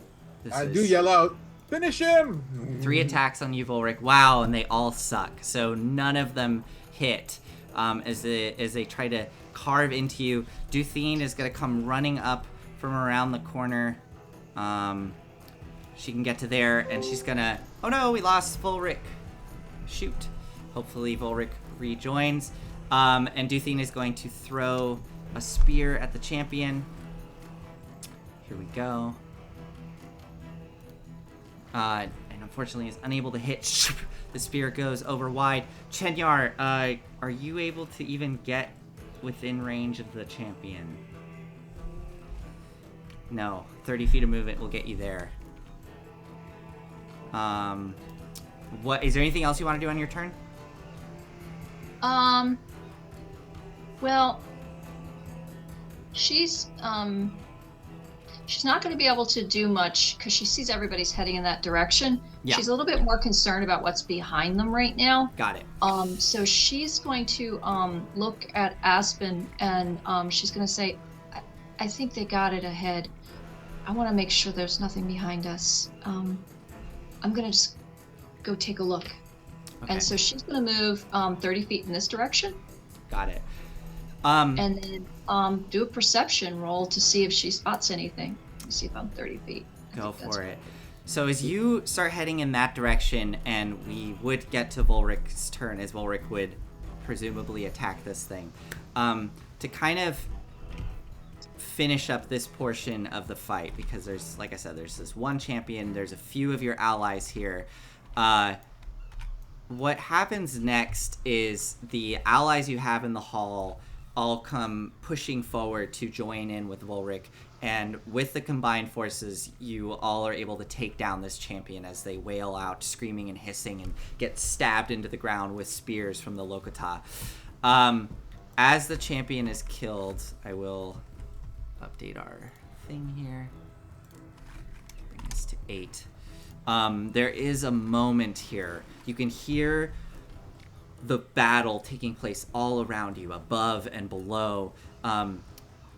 The Lokata panting there. They look severely hurt from this initial assault. There's only 3 of them left. You can see there are others that are just strewn about the floor, floating up above, dead, as well as some of their mounts. And in this moment, as you all kind of regain and gather your forces, we're going to go on break as you all kind of gather up here in the hall, because we are at 7:30. I made it back. I only moved 30 feet, and then I was going to just take a look around. Yeah. Would I be able to move my 30 feet back? Because I didn't really do anything. Yeah, no, it's fine. We're coming out of combat here. What did you get for your perception, by the way? I didn't get a chance to roll. Sorry. Sorry. Sorry. No We're right at 7:30, so I was trying to get us moving. Yep. Go ahead and roll the perception. Let's see if maybe you'll pick up on something as this battle comes to a close. Can I help her? I would follow her. Sure. Seeing that she's going off of on her own. Go ahead and roll with advantage. And I would try to help her. Okay. All right. So, second roll.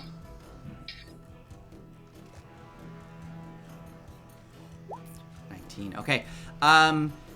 You don't hear anything beyond the chaos that is happening above and below. There's nothing approaching you currently, so you feel like there's no assault forces coming towards you. There's just your companions down the hall. Yeah.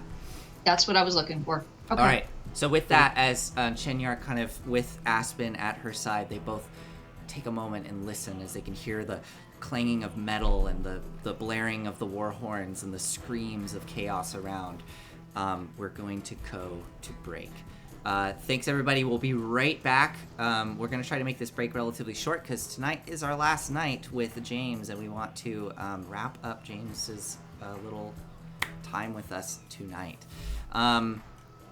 James, since we're doing a short break here, do you want us to do like a really quick plug? Just tell us quickly where you're coming from. Yeah. So I'm James Jackson. I'm the lead GM over at Tabletop Misfits. You can see us on Wednesdays and Sundays at 9 p.m. Eastern Standard Time, starting in 2 weeks, because I'll be out for a convention. Awesome.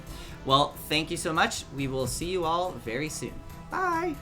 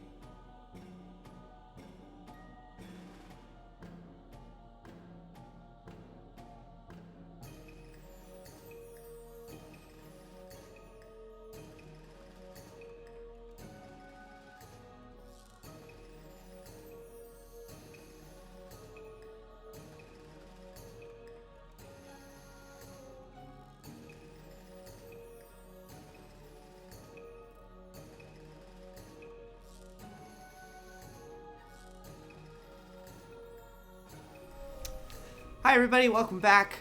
We're just gonna jump right into this because, as I said, we kind of got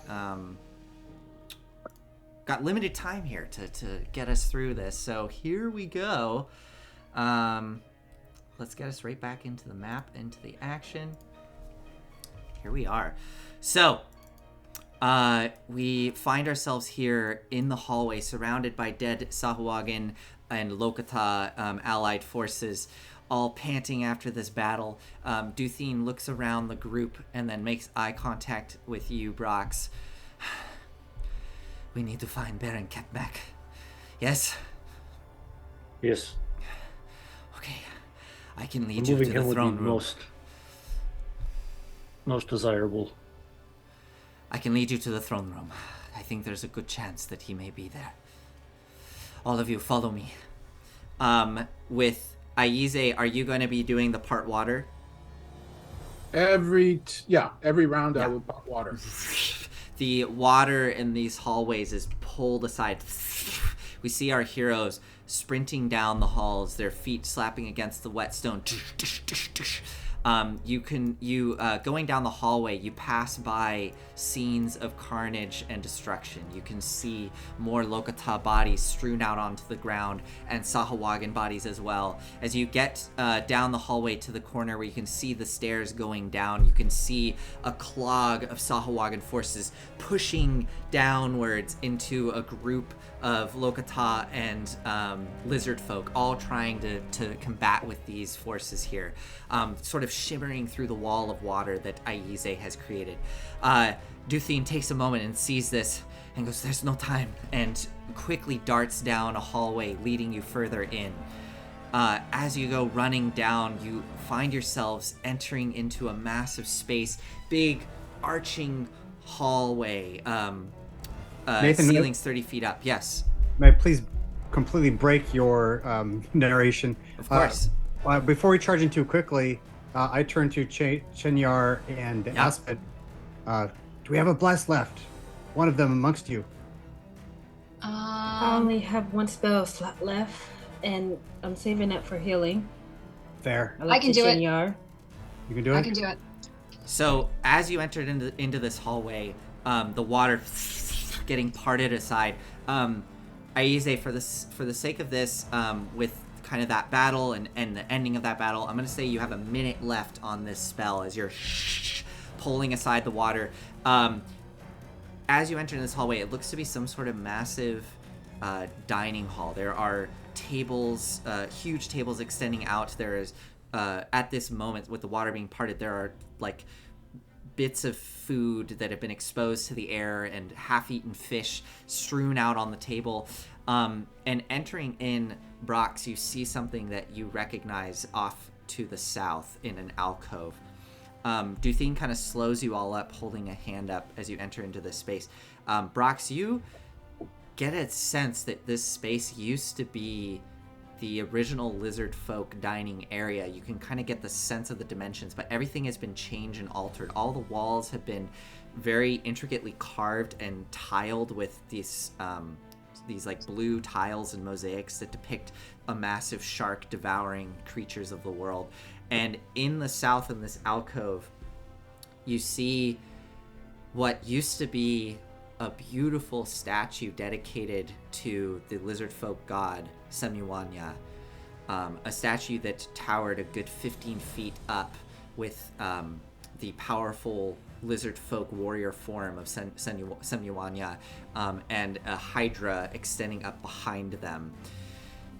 What you see instead is just the head of the lizard folk, Semyuanya god, severed, placed on the pedestal, bolted down with pieces of iron, and carved into the forehead of it is that swirling symbol of Tharizdun, and surrounding it the jaws of the shark. That is all that is left of the statue. And as Duthine slows you all up, she points to the north, where there is a hallway where you can see the water shimmering there, and says, "That's the throne room. Any last minute preparations, I do it now." So you have a moment here if you want to do anything. Chinyar is going to cast Bless at second level. Okay. She's going to give the bless to Volric because I can do 4 people. Okay. Volric, Brox because they're going to be attacking. I guess. So Aspen and Aize, are you guys going to be casting spells? Most likely Eldritch Blast. So yes. Yeah. So Aize and I guess Space. So all 4 of them, I'll cast it at 2nd level. So all 4 of them will get a bless. Sorry. So that was Volric, Brox, Aize, and Aspen. Okay. Correct. And for my preparation, my Giant's Might would have worn off probably running down there. Okay. So I have 1 more. I can do 3 per long rest. So I will regrow. So Okay. that's my preparation. Got it. Okay, so Volric, you as you start to shrink, you stay that size. Okay. Anybody else doing any prep? Don't rush them. You understand? Stop it. If you rush them, I am going to drop a whirlpool on you. Okay? I will try to take out the trash, and you focus on the boss. But if I can catch him, I will. And then we're going to shoot him at range. How many more minutes do we have of this vortex? I have 60 seconds. Oh, okay. Go. Okay. So right before we go into battle, because I'm going to be doing healing more than anything else, I'm going to cast, I'm going to use my feature trait, and I'm going to become invisible. Okay, so you go invisible. That doesn't require concentration. Oh, shoot. It will require concentration. I can't keep the bless and do invisibility. So never mind. Okay. I would know that. I won't be doing that. Okay. What I could do is I could say, hey guys, don't attack the one wearing a little bit of red. And you see her say some words in Sylvan, and she kind of like goes like this around her head, and all of a sudden she looks like a Sagawagan. Okay. Disguise self. And that doesn't require concentration? Nope. Okay, awesome. So, looking like a using Sagawagan. my shadow touch feature. I scream and I stab her. I whirlpool her. Oh no. So, looking like a Sagawagan. Give me my bless back. All right. So, if there's no last-minute prep, the hallway that Duthine is pointing at is to the north. The final thing I want to know here is how you are approaching that hallway. So, are you all gonna, try to be quiet and go up there? I mean, granted, right now this entire room is separated with water, so that's a pretty obvious thing. If there are any creatures in there, they would notice that there is suddenly no water in the great feasting hall. Yeah, I'll tell you what. I'll give you this. Go ahead and position yourselves. Just don't go past this point, as that is, like you have a moment here to kind of position yourselves anywhere within the room. Before Can I advance archive?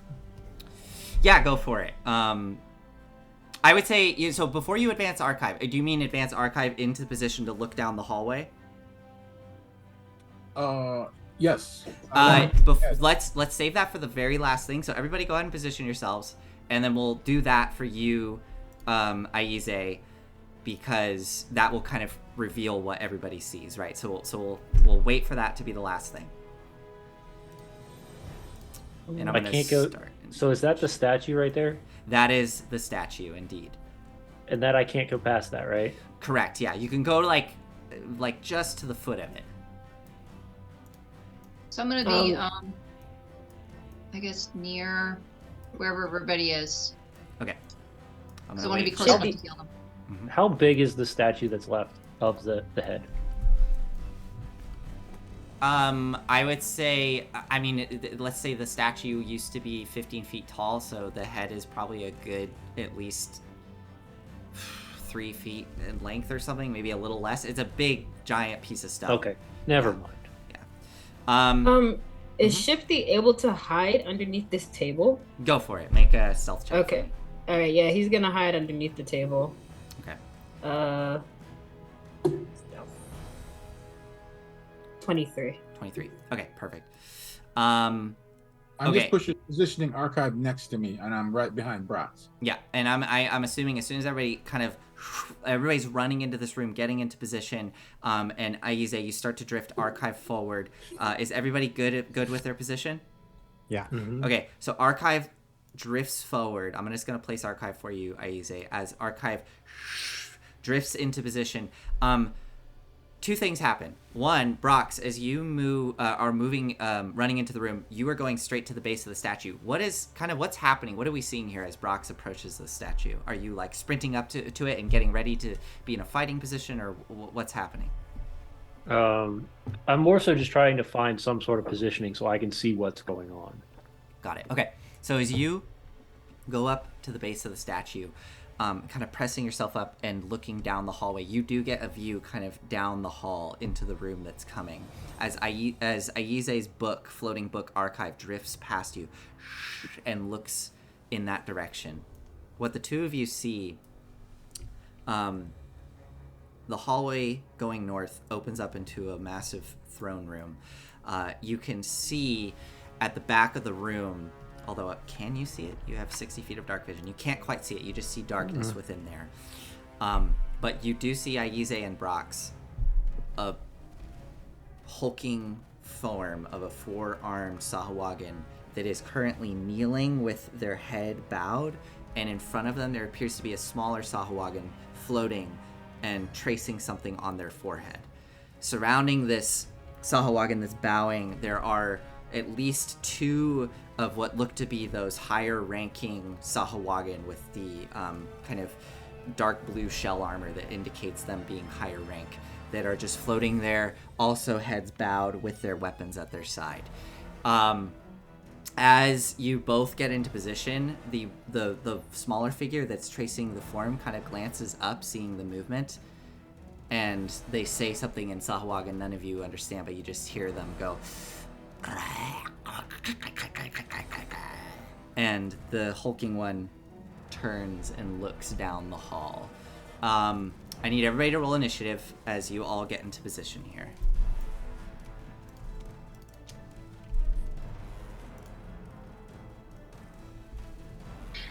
Let me see.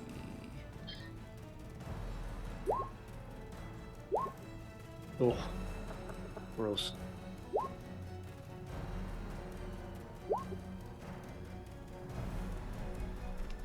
Alright.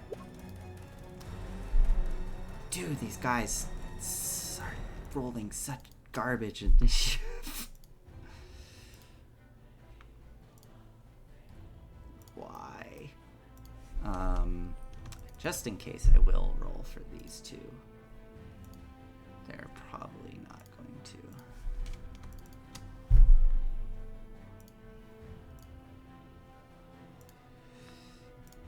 Alright.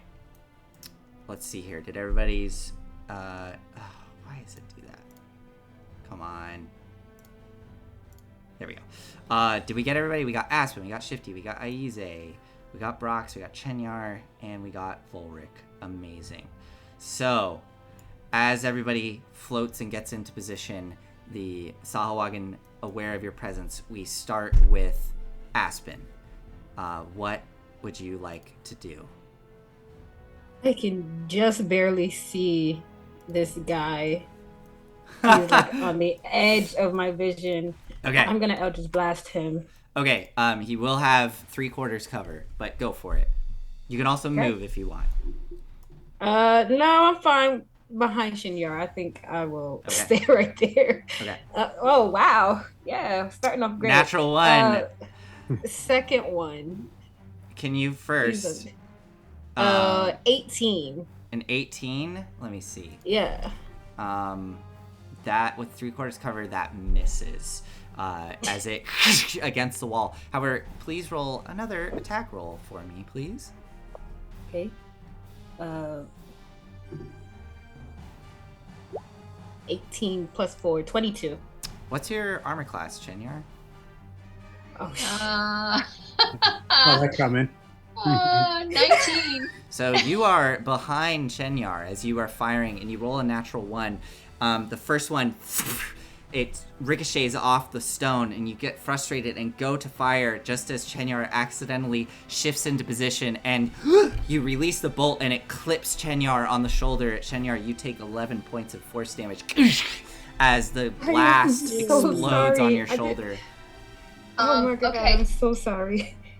There goes the health you gave her. The jig's probably up. I will very faintly make a noise similar to the Sagawagan noise, as if I'm like a prisoner of theirs. Okay, make a deception roll. Why not at this point? Redeem the natural one. My question Yes. to you is, what is it? What is the sound that a sawag would make? 20. if they're trying to say that 20. they're- Yeah. What sound do you make? Yeah. What is the sound? Just And a, I'll like Hey. hiss. Okay. okay. Not bad. Okay. Not bad. We'll see. take Yeah, that. we'll see what happens. All right, Aspen, that was your action. I might as well go with it, right? Anything else for your turn? Oh, I can't do anything else. Okay. Ouch. I just kind of now. I actually I will move away from Shinya. Okay. I just like move down to like where Brax is. Yeah. All right, Shifty. It is Shifty's turn. What would you like Shifty to do? Shifty rolled like what was it, a 28 or something? 23. Okay, yeah. So Shifty is hidden. And he can just barely see this guy. If you can see it on the map, then yes. Okay, he's gonna shoot at that guy. Okay. With his short Again, bow. 3/4 cover. The water is parted right in this room. So it's parted in this room. Aize hasn't had a chance yet to like extend the spell. So you'd be shooting into the water, but they are, I believe they're 80 feet away, so you're good. Yeah, you're fine. Go for it. Okay.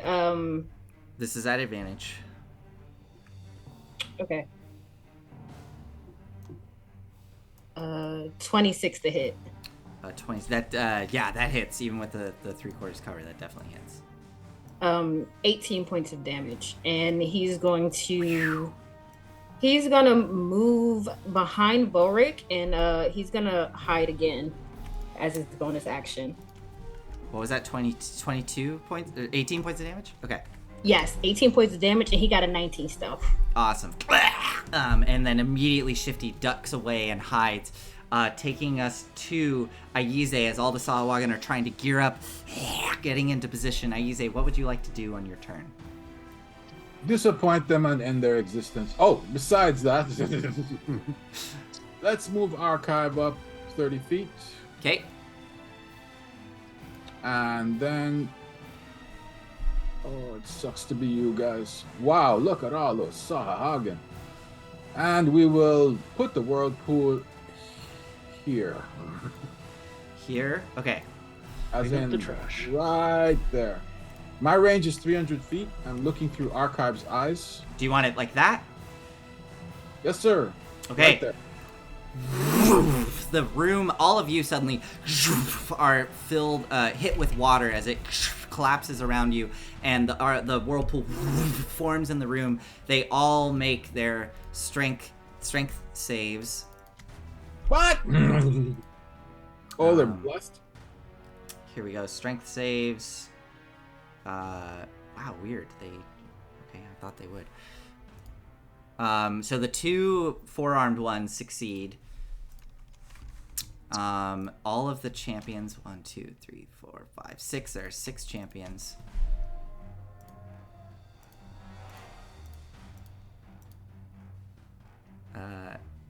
Wait, what was that? That was 4. 1, 2, 3, 4, 5, 6. Okay, so 2 of them succeed, and the other ones fail. Okay. Oh, and then the priestess. Let's see what she gets. She fails as well. So how much damage? 13 points. 13 points of damage. Okay, so the 2-armed ones only take 6. Oh, sorry, the 4-armed ones. A 2-armed one. Priestess takes 13 and is pulled up into the torrent. 13. 13.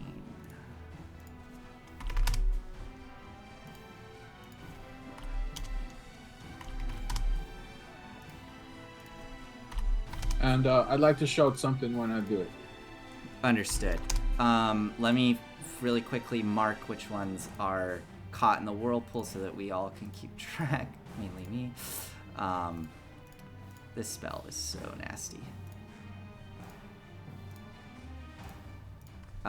Okay, and these guys actually I meant to get rid of these guys. They're not in the room. Okay. And what do you shout, Aize? Whirlpool's down. Okay. Excellent. And I'll move. And you'll move. Excellent. I'll So. swim over here. And that's my turn. All right. Excellent. So now the whirlpool has 9 rounds left. All right. That takes us to the champions. So 2 of them succeeded, the other ones failed. So the other ones, I guess they make another strength save. The 4 that are stuck in there. 1, 2, 3, 4. So only one of them fails. So the other. Go ahead and roll that damage, Aize. Nice, 13 points. Okay, so one of them failed. The other 3 succeeded on their strength save, so they take half damage. And they will... let's just start with them. They're all going to try to break free. So at disadvantage, athletics checks. Here we go. 4 of them.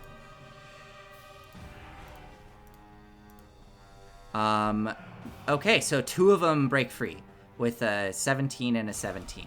So they will... Those 2 will break free and swim out of the room. So here we go. 4 champions come 40 feet of movement.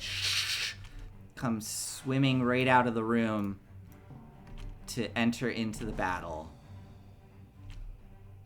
40 feet to there.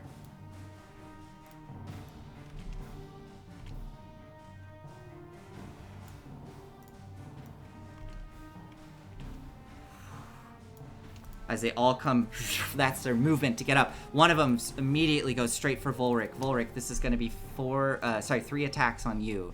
You are damaged, correct? I sure am.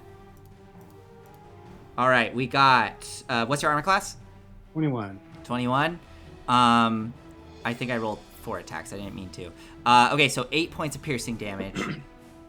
And that's it. So 8 points of piercing damage as only one of them gets through the armor. Piercing you. Is that the champion, sir? One of the champions, yep.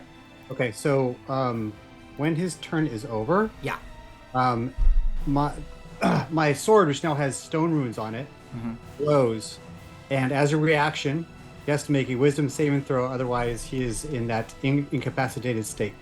Wow. Okay. Wisdom saving throw. Okay. Yeah. Got a natural 20. Okay, so he made it. No problem. Yeah. The other ones, they come into the room and they're going to chuck their spears. They are going to... Are they able to recognize who is casting the spell? Probably not. You know what? They will just dash. They're going to get up into melee with folks, so... they dash to get into melee. Oh, this one actually sees that you got a 20, so this one actually swims past you, Chenyar. You can take an attack of opportunity if you want and swim straight towards Aize. They didn't seem to think you were... They think that you are an ally, so it's up to you. This will definitely break your deception if you attack. Yeah, it will. That's a hard choice because I don't want him attacking Aize, but I'm not going to do anything just yet. Okay. That was all. That was their turn. I'm hoping that he will do his shield. Mm-hmm. Can you do your shield while you have the whirlpool? Would I know that? Okay. Yes, I know that spell is not concentration; it's a reaction. Okay. All right. That takes us to Brox. It is your turn. All right, and that's Duthine next to that's on the other side of those. So I'm going to sidestep around to get into flanking position. Okay. and I'm gonna beat the crap out of this thing. Yes, you have advantage as you pivot around in this water, swimming around them. Go for it. All right, this is what I like. 1 hit, 22. 22. Yeah, that definitely hits. For 11. Okay. 19. That hits. For 9. Okay. Still, is it still yeah. awake? Mm-hmm. These guys are yeah? really Okay. tough. No. And 17 That hits. for 6. And they turn and face you. Okay. Come on. Alrighty. That was Brox. It is now Chenyar. So first of all, how injured does Volric or Aize look to me right now? I mean, I'm pretty beat up, but I have a lot of hit points. So I'm at like 2/3. How about Aize? 35 out of 44. I'm fine. Don't worry about me. Okay. So you guys don't really need I healing. wouldn't argue. So do you need some healing? I have 47 hit points, so do with that as you will. Okay. So what I'm going to do is I'm gonna act like I'm attacking Volric. Okay. Okay. Like with the rest of them, like as if like, yes, my moment. Okay. And I'm gonna lunge at Volric, like, rah! Okay. And as I do lunge at him, I'm gonna put myself in a position here. Mhm. I'm gonna lunge at him, and I'm going to quietly cast Cure Wounds. Okay. Make another deception roll for me, please. Okay, hopefully this works. Fingers crossed, guys.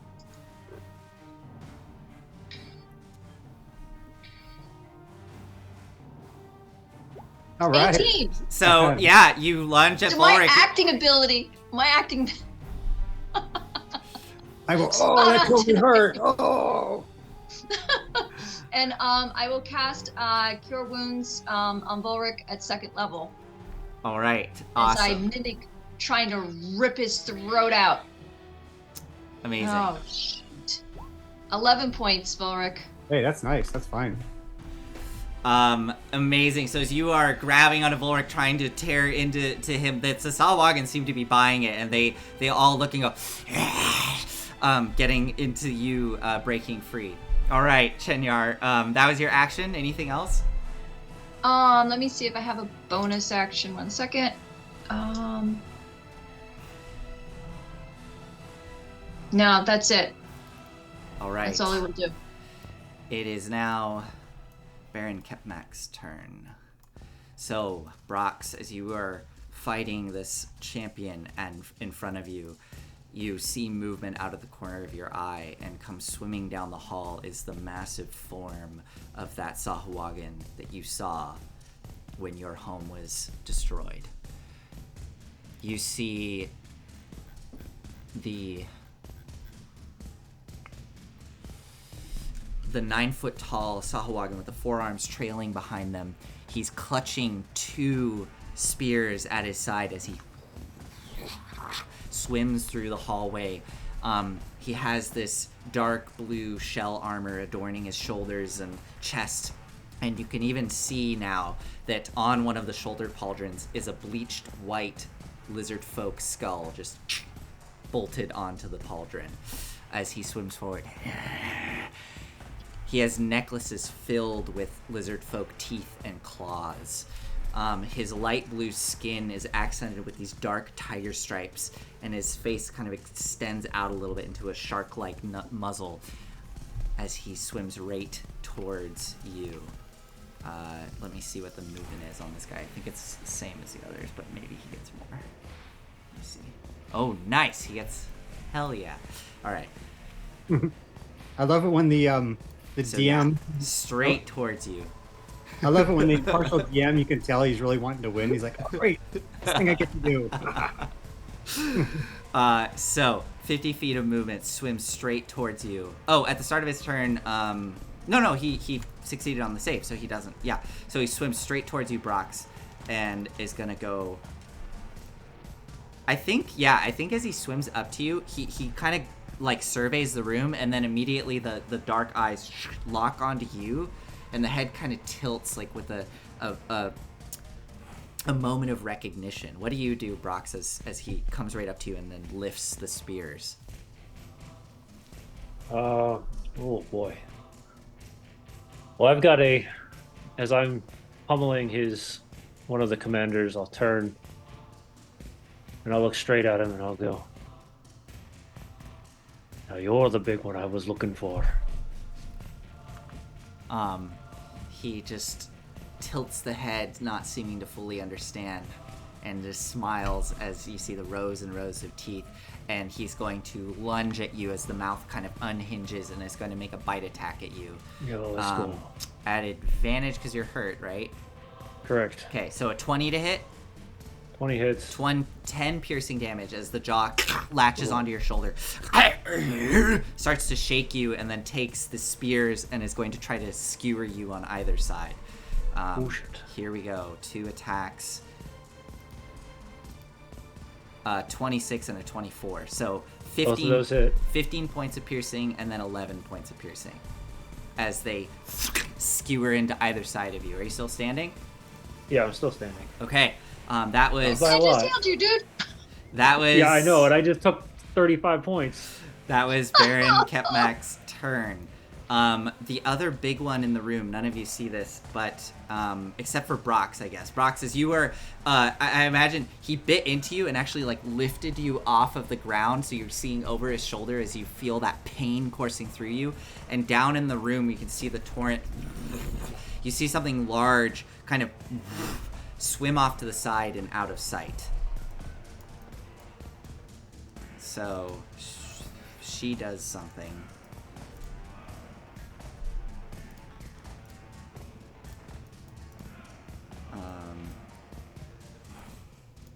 You know what? Actually, she will...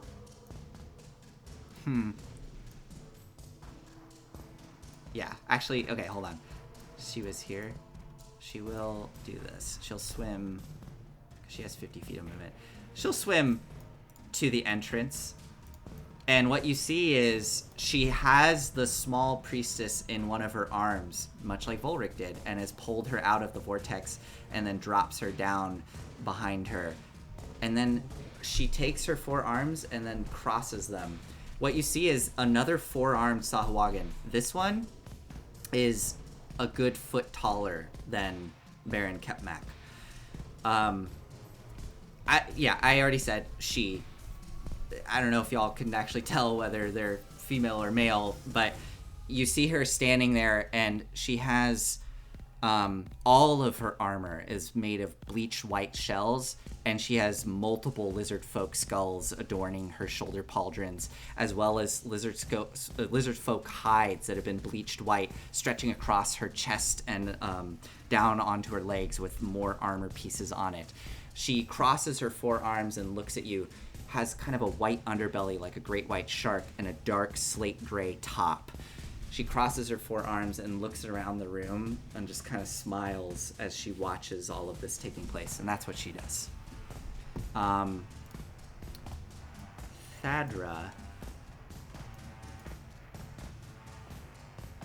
starts to swim up over this other 4-armed one's shoulder, kind of hovering above, and you immediately see the 4-armed one kind of hold up a hand and then say something to her, and then just look and watch as this fight takes place. Thadra will hold an action, though.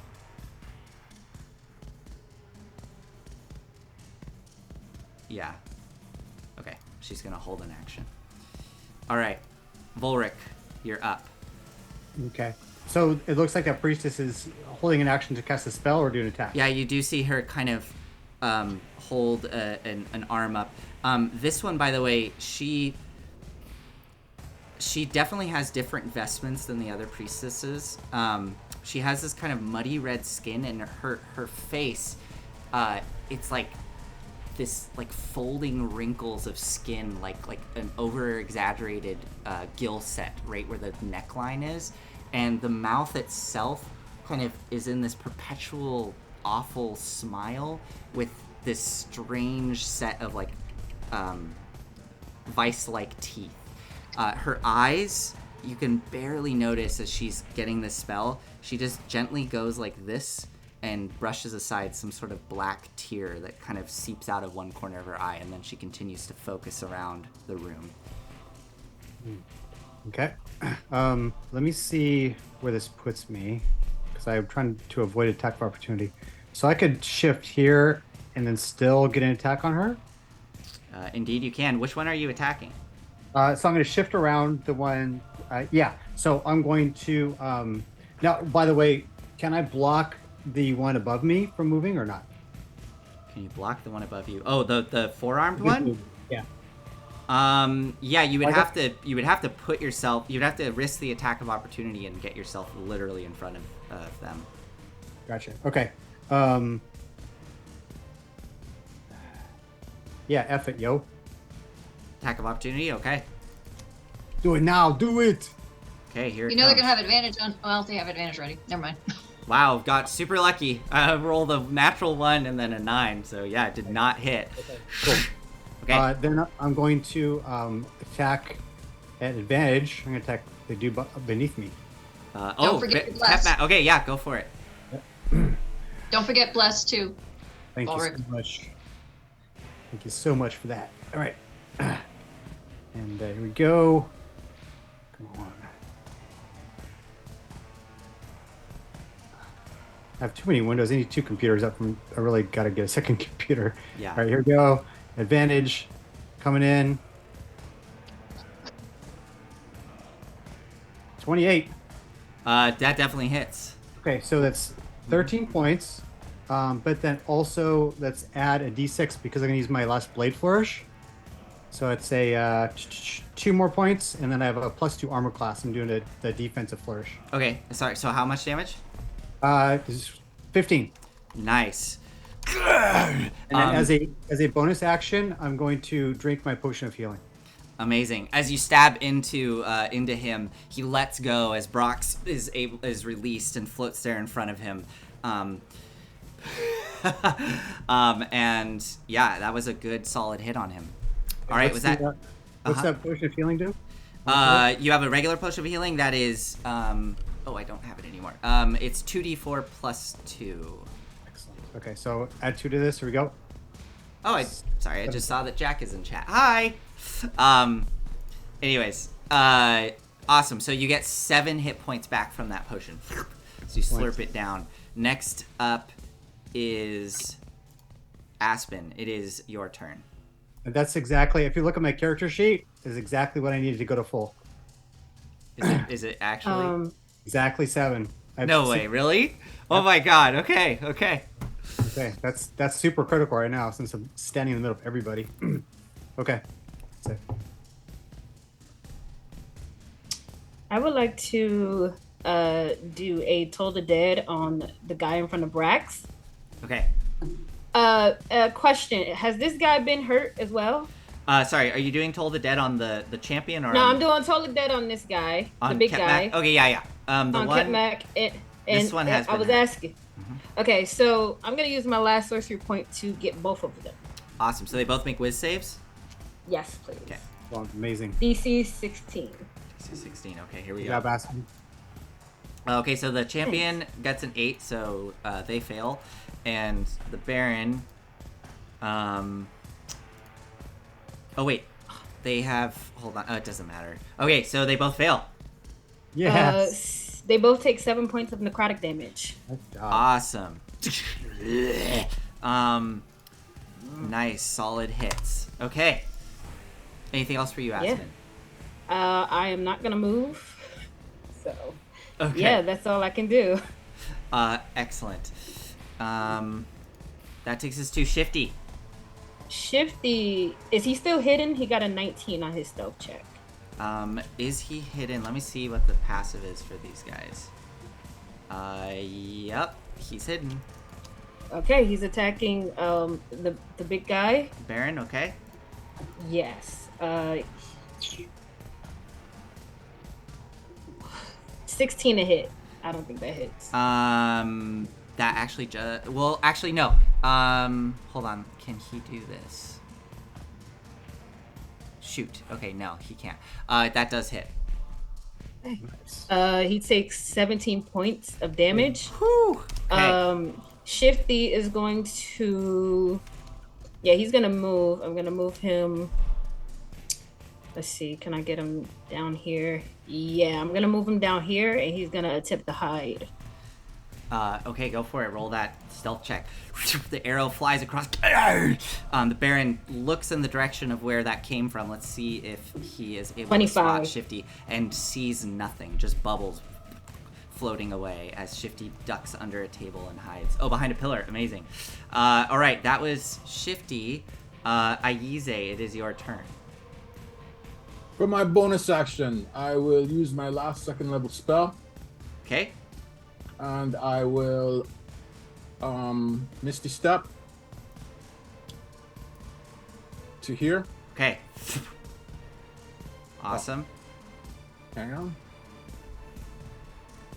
The champion looks around confused. So that's a statue. Can I get behind it? Indeed. Uncover? You do Good. have cover. I will give you I'll give you 3/4 cover for that. All right. Then I will move the whirlpool so that it is precisely 25 feet behind well, let me just place it. Like that? Yep. Okay. So it's still catching, not inside our room, but my action will be to move the whirlpool. As the whirlpool moves, the Thadra, the priest, notices you doing the motions for it and moving it. She's going to release her held action. She's going to cast Toll the Dead on you. Wisdom saving throw? Yes. Okay. Don't forget you have blessed. You get +4 to your saves. All right. So you are going to take... This is 2... Hold on. D12. I'd like to re-roll the saving throw. Yeah. Okay. Luck. Use that luck. I still have 2 luck points left. Oh, hold on. That's manifest mine. So I'll re-roll the saving throw. Okay. Wisdom. That's a natural 24. Well, Yeah. 20, 24. Yeah. There is a moment where you start to hear a very familiar, almost kettle-like scream rising in your head, and then it fades and fizzles. I'm lucky! And then she is suddenly... let's see if she can resist. So strength save. Nope. So she is pulled 10 feet into the room. Yes. Shh. And go ahead and roll your damage. She's fine. The other 4-armed one is totally fine. So she only takes 6 points. And The other 2 that I caught in the room get to re-roll. yep. And they will indeed re-roll their strength saves. Yeah, sorry. They both make it. Sorry. So I shouldn't be so happy. Yay! Yay for me. All right, so they both succeed, but they manage to right themselves and start to swim into the room once it gets to their turn. Okay, Aize, that was your turn. Yes. Yep. Awesome. I'm done. It's now all the champions. They are going to swim into the room. So 20 feet, swimming up and over the big one. How tall is the ceiling? You know what? That is a good point. Hold on, because she is 10 feet tall. The ceiling in the big hall is 30 feet, but I believe hallways might actually be 10 feet, so they might not actually be able to get past her. Plus Volric's in the way. And I'm also 9 feet tall. Size. You are 9 feet tall. You are out in the 30-foot tall room, though, but you are blocking the... Yeah, I'm just trying to block the Yeah, corridor. totally. Hold Hold on. They have a thing here about the height of ceilings. If it'll help Okay. us get the tippy toes. Okay. Ceilings are in corridors are 15 feet high, so they can actually swim up and over her and past you, Volric. But yeah, she would not be able to get past you because she's too big. But they can swim over on top of you, Volric, so they are above you, looking down at you, and they will unleash their attacks on you. And as they do, you watch as she just grins, and all those teeth reveal themselves. The eyes get a bit wider as the blood starts to fill the water around her. You see the nostrils seeming to flare as she's sucking in the blood in the water. I look over at Brax and I say, I wonder if she's single. My God, you guys. Okay, I guess Why? you are a bard, so. Sarcasm. All right, I was kind of misdoing these guys' attacks. They do bite and then use their spears. Okay, so Volric, a 24 to hit with the bite, so it's 7 piercing damage with the bite. Okay, that'll hit. 22, so that's 6 piercing damage with the second bite. Okay, cool. I have a 23 armor class at the moment. Oh, you do? Okay, wow, that's incredible. So that doesn't hit. Okay, and then here come the 4 spear attacks. Was the first one for 7, sir? First one's for 7? 7. How much is the first one? Okay, thank you. Go ahead. Okay, here come the 4 spear attacks. Okay. That was 4, I believe. Sorry. Sometimes it's hard for me to read all the things because there's so many. 1, 2, 3, 4. Okay, so it looks like only 2 of them hit. One of them was a natural 20. So one of them is 13 points of piercing damage on you, Volric. And then the other is 9 points of piercing. Good? Yes. So I'm much trying for to- healing. What was the last one? 9 points. 9, so minus 6. All right, so as these Sahawagans start to tear into Volric, the other big 4-armed one is just smiling and just drinking in the blood that's swelling up around her. But you can see the priestess getting pulled back and looking a bit frightened, taking us to Brox. All right. Where I is don't got Prox, much. by the way? I Prox? can't. Is this Prox? Yeah. Yep. Oh. You have advantage on these attacks because you're flanking with Volric. If you go for the Baron, it's up to you. Right. Come out. Actually, you have advantage on both creatures because you're flanking with Duthine. Correct. Oh my God, I didn't roll initiative for Duthine. I was like, Duthine hasn't attacked yet either. Can she go first? Yeah. Let's give her an attack. Do you want her to go first, or do you want to go? It doesn't matter. Actually, she got 11, so she would. She would go before me. She would actually have 2 turns. So let's first have her attack the champion. So here we go. She gets 2 attacks with her spear. Natural 20. So she hits once and does 13 points of piercing damage. And then she technically would get to go again because I forgot her turn. So she would try to finish this guy off. Here we go. 2 more attacks. And hits with both and kills him in those 2 strikes.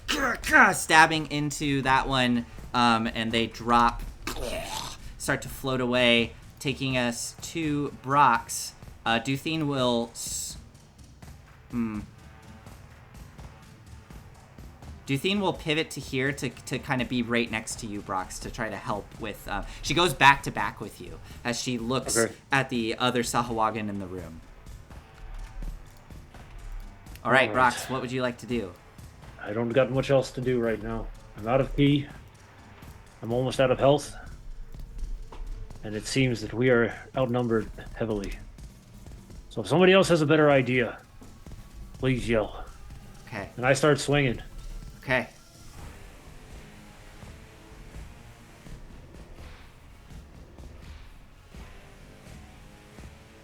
14. Hold on. 15. Just misses across the. You actually punch. Would I get 2 d4s on that or 1? you get your just attacks. one, right? Yeah, just Right? one. Well, because it's advantage, that's why I was asking. I Does think it roll it's twice just the or one. not? No, it's just the 1d4. Okay. Yeah. Alright. Unfortunately, as you go to punch, Kepmak tilts and your fist connects with that lizard folk skull, which just shatters, but not dealing any damage to him. Whenever a target makes an attack roll, Yep. So you have or a advantage. saving It doesn't throw. apply. So It doesn't apply whenever to you both. make an attack roll, you can add a d4 to it. Yes. Okay. So yeah, but yeah, you don't roll 2d4 if you have advantage. It's Right. just for the one attack roll. No worries. All right. Swing again. Oh, 19 Hell yeah. plus- And you do get to add bless to that. And that the 19 regardless. The 19 definitely hits. So go ahead and roll damage. 10 points. 10 points. Okay. He's looking really messed up at this point, but still still frenzied with the bloodlust. That was a friend of mine sitting on your shoulder. I'm gonna make sure I take a couple teeth for you next. Amazing. 27. That's a natural 20. Amazing. Go for it. Roll the damage. God bless you, sir. Oh, Only 8 gosh. points. Bad. How rude. Just curious, what is your natural? He's still alive, but with the natural 20, what does that attack look like? So yeah, no, he goes straight for a punch straight into the jaw, and as he does, he kind of brings his fingers out just a little bit, just to grab a tooth out of it. Yank it out. Yeah, so you kind of get stuck in the jaw as he goes, and then as you yank, 2 teeth just get wrenched. Amazing, yes. Get wrenched from the mouth. Pulled free. Here, real quick, Aize, hold that up for everybody to see. Yeah, awesome. That's so good. How do you do this? Such That's a so quick good. sketcher. It's impressive. Yes. All right, Brox. That was that your turn? Unless they want me to move, but I know if I move, I'm gonna get hit. Okay. I think then it is Chenyar's turn. All right, so he was attacking this guy here. Correct. And how bad does that guy look? Looks really hurt. Kill him. Heal you or kill him, right? Kill him. Just kill him. Okay, so I'm not gonna take 3 hits, no matter oops. what. So she's gonna lunge like she's lunging at Brox here. Okay. Uh-huh. Right? And she's gonna, her hand as she's reaching for Brox is gonna touch whatever, the big bad guy. Baron, okay. Move you to the side a The little Baron. bit. Get close. The Baron, and she hates doing this, but she's gonna have to. She's going to cast Inflict Wounds. Okay. So That's gonna blow her cover. I will but give she's- you this because you rolled a really high deception. You can have advantage on this inflict wounds because they still are convinced that you are a Sahuagin in this moment. Yay! So go All right, for so it. let me roll my Oh attack. no, what's wrong? What's wrong, Aspen? You're muted. I want her to get a natural 20 so bad. Oh, okay. I am rooting for Why? you. Let's see it. Let's see Okay, it. so first one.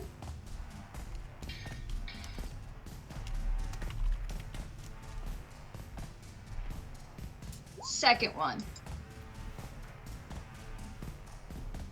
Come on. Oh no! What'd you get? What'd you get? Oh no! Oh, So, No! and you didn't So, bless. You didn't bless 14. yourself, right? What's that? You did not bless yourself.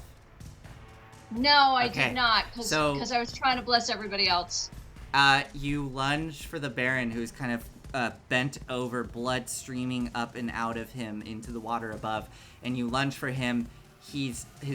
With lightning fast reflexes, he looks over and sees that, and just grabs your arm, and the energy is just released into the water, and he. So, unfortunately, you are unable to release the magic. Anything else for you, Chenyar? Your cover is definitely blown. Okay, so at this point, with my cover blown, and I know that they're going to be attacking me, I'm going to use my bonus action, Misty Step. Awesome. Okay, Get go the ahead. hell out of Dodge. 30 feet away. Yes. Yes. Crap. All right, Chenyar, is that your Oh, turn? this sucks. This sucks. This sucks. Okay, so I'm going to get back by Aize, I guess. I think he's over here, right?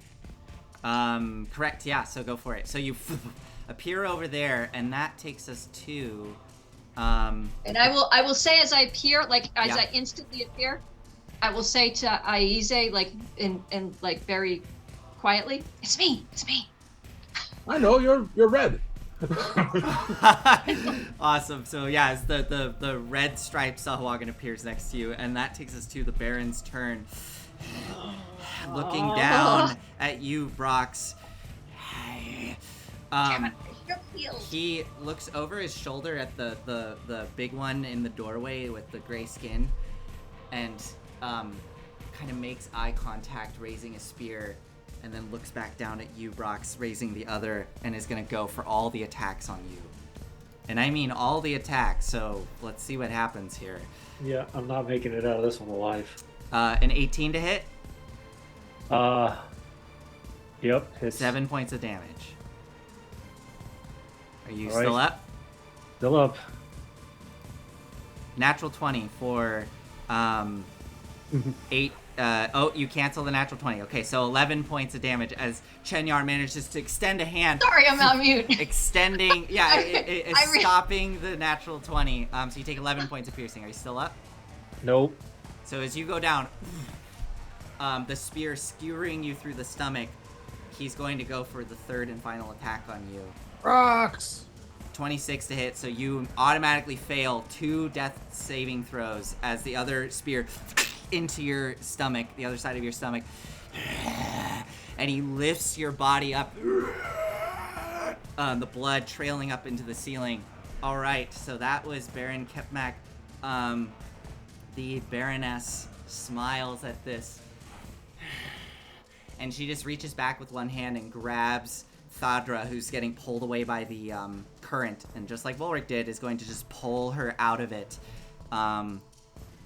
dropping what? her there. Can he do that? That's what you did. Well, but it looks like the wall's there. Like I'm blocking it. I don't know. Oh, that's true. I mean, you're the DM, but No, you're right. You're right. Because if there was nobody right above me, I Yeah. would never much. But Okay, yeah. Well, then she'll just do this. She'll just grab onto to Thadra so that she doesn't get pulled further in. Holding onto her as she just soaks in the blood surrounding her, watching you all. Is she going to do anything more? I think she is. She can't help herself with all of the blood swirling into her nose. She looks down at you, Volric. And the jaw extends, and she's gonna go for the bite on you. I open my mouth like to kiss her. Oh, well. A No, 24? no. Yeah, a nice kiss. Yeah, so she bites your lips off. No, but yeah, 24. So you, she bites into your shoulder, dealing 8 points of piercing.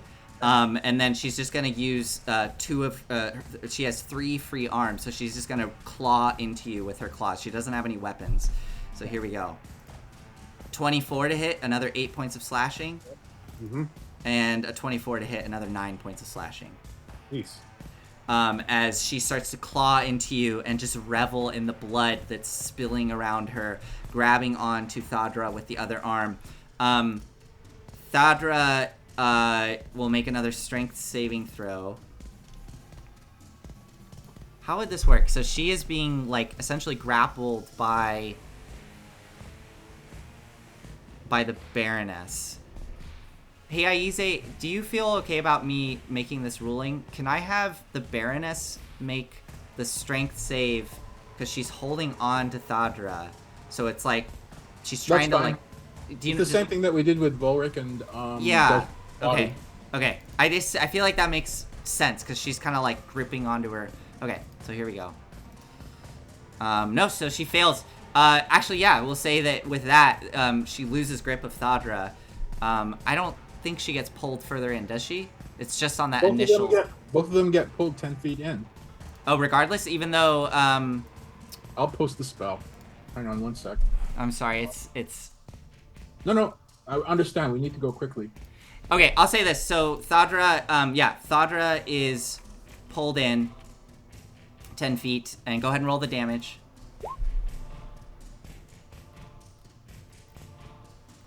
$13 points. 13 points of damage to Thadra. Okay.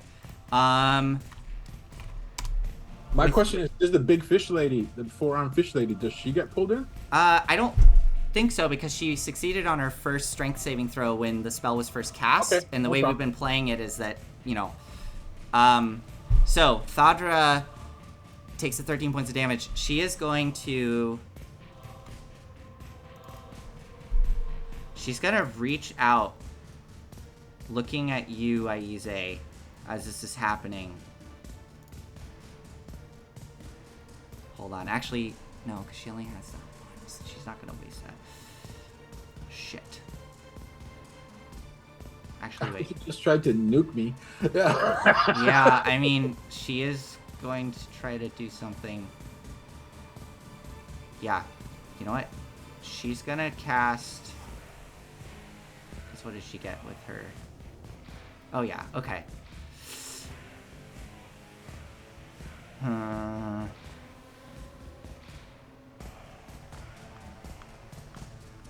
doesn't really have a good nuke. Okay, sorry. I'm holding everybody up. She's just gonna cast again. She's gonna cast Toll the Dead on you, Aize. I think this range on Toll the Dead's like 60 feet, so it should be within range. Yeah. So go ahead and make that Wisdom save for me, Aize.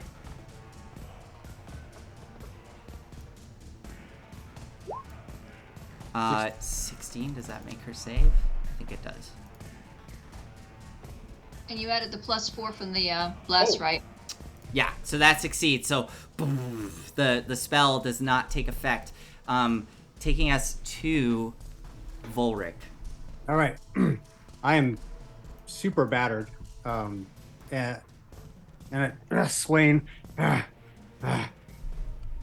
Rax, get up! Who's gonna make dinner? As a bonus action, I'm gonna cast my last spell, which is a Word of Healing.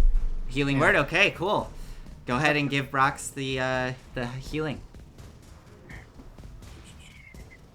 Go. All that matters is he's up. It's not gonna be much. You get 5 hit points, Brox, but you're up. Okay. And then you said that the Baron right beneath me, you said he's badly hurt, right? Yes.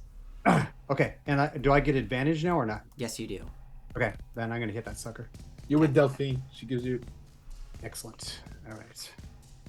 And you! Go.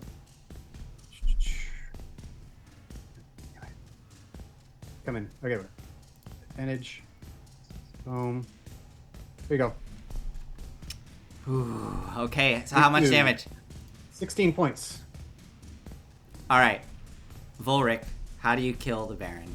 All right. So, yeah, like I said, get up, Brax. Who's going to make dinner? And I turn my palm to him and it glows. Runes, very soft runes, kind of float over to him and he wakes up. And then I say, and you! And I just stick my sword right through his head. And he kind of just goes, slide it back out. And then blood all over me. I mean, it's a mess. So as the sword goes right through the mouth, Brox, right as you regain consciousness from this voice that's coming into your mind, you open your eyes and see the smiling face of the Baron in front of you. The mouth unhinging, getting ready to consume your entire head, and then suddenly the point of a sword just as blood just starts to spill out of the mouth and around. Volric, immediately behind you, you see the large Baroness just kind of go and glare down at you, excited with glee. All right, Volric, is that your turn? Yeah, that's all I can do. It's my bonus action and my action. All right, it is now Aspen. It's your turn. I kind of like cheer out as Vorik slays this guy. I will run over to Brax. I'm gonna just lay a hand on him. It's not your turn to go yet, and I will use my last spell to do a cure wounds on him. Amazing. Go for it. Roll those hit points. Level 2.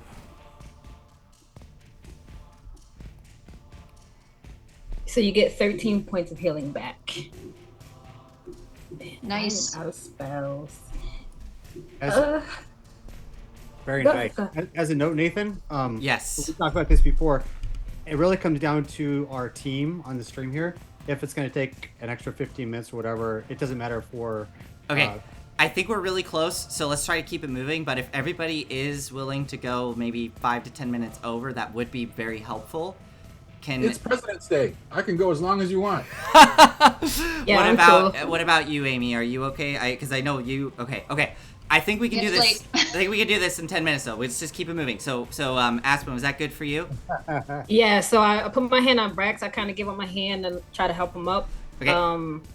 And that is, I will end my turn in this spot next to him. Excellent. So as you swim into that position, it takes us to Shifty, who's hiding behind a pillar. What does Shifty do? Shifty is going to, he's still hitting, right? I believe he rolled a 25. Yeah. He's hidden. He's gonna try to pick off these little guys. So he's gonna come around here. He's gonna shoot at this guy with advantage. Okay. 26 to, I don't know why he shouldn't have blessed. It would be 24 Okay. to hit. 24 to hit. That definitely hits. 18 points of damage. That one's still standing, but the arrow sinks into their chest. All right. He is going to, that was 5 foot of movement. Mm-hmm. I think he is going to try to make it over to,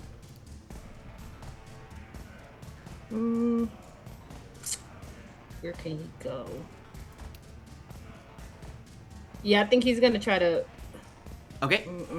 no, don't like that either. Yeah, he's gonna try to make it down here to where Aize is, and he's gonna try to hide again. Okay. Go ahead. From bonus action. this guy. Mm-hmm. Gotcha. Hold on. And as that roll is being made, 23. Yeah, no problem. Aize, it is your turn. What would you like to do?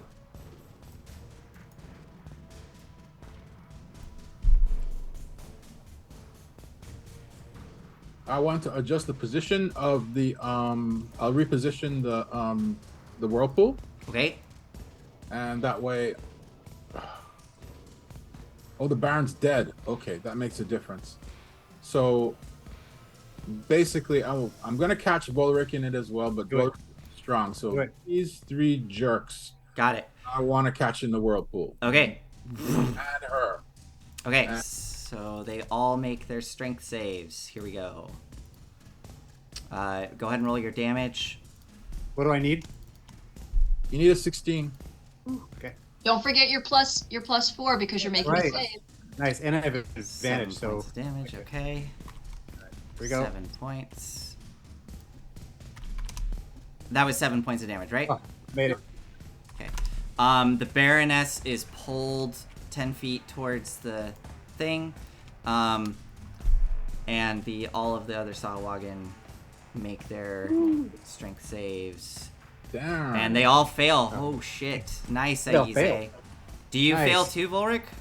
Nope, I got a 22. Nice. Okay, so they're all pulled 10 feet. So this one is like pulled right into you, Volric, slamming into you. And they all take 7 points. Man, that Aize. spell When this is is- so But this is nasty. over, Aize. What That you has doing? saved us. All right. It's like a sonic tube just. Yeah, It was it's gone. crazy. All right, that takes us to all the champions. The champion. I'm gonna hide behind that statue and go for full cover after I do that. Okay. So okay. Yeah, I would say you could get full cover from the people down the hall. Yeah. Did he get his damage on them yet? Yeah. It was 7 points. All right. So all the champions, they look a bit shaky, but they kind of resolve themselves and go into their attacks. So Yeah, this one's gonna go for Duthine. And this one... Actually, no. These guys are... Sorry, forgive me. These guys are really smart for the type of creatures they are. There we go. This one is going to actually pivot to here and go for Aize. And this one is going to swim... Yeah, they have 40 feet of movement, so this one's going to swim up and over... Yeah, it doesn't provoke any attacks of opportunity, so they both go for Aize. Swimming for you, Aize. Here we go. But before they make those attacks, actually, let's resolve the ones caught in the vortex. Go ahead and roll damage again, because they are caught in that vortex. Yay. Because they take the damage at the start of their turn. 7 points. 7 points? Okay, here we go. I'm going to roll strength saving throws for them. Okay, one succeeds, so it takes half, and the other two fail. Okay, so this one only takes 3, 7, and 7. Alright, and now these two are going to go for you, Aize. Aize making their attack, so they get 3 attacks each. Here we go. Bite. And you have taken damage, correct? Yes. Does the cover help? Not for melee, unfortunately. It's more for ranged. I'm sorry. Okay, 23 to hit. I'd like you to re-roll that. Okay, an 18 to hit. So an 18 to hit? Nope. I'm fire off my shield spell. Okay, that deflects. Here come the 2 spear attacks. 22 to hit. That hits. Okay, so you take 4 points of piercing damage. Make a concentration check for me. Don't forget, is it a check or a save? It's a save, so you can add the bless. Go for it. Okay. Come on, bud. This is You just need a 10, that's all. Constitution saving throw, you need a 10. no problem. There you go. Yeah, you're fine. Okay, here come the other Sahuagin. 21 to hit. That hits me exactly. Okay, so 6 points of piercing damage, and go ahead and make another Constitution saving throw for me. And every time you make a save, and every time you make an attack. All right, here come the other 2 spear attacks, and a 24 to hit, 4 points of piercing damage, and make another Constitution saving throw for me.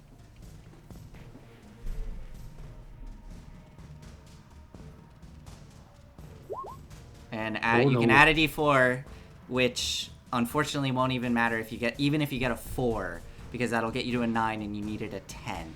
So with that final strike, stabbing into you, throwing up the shield, the spell of control water fades.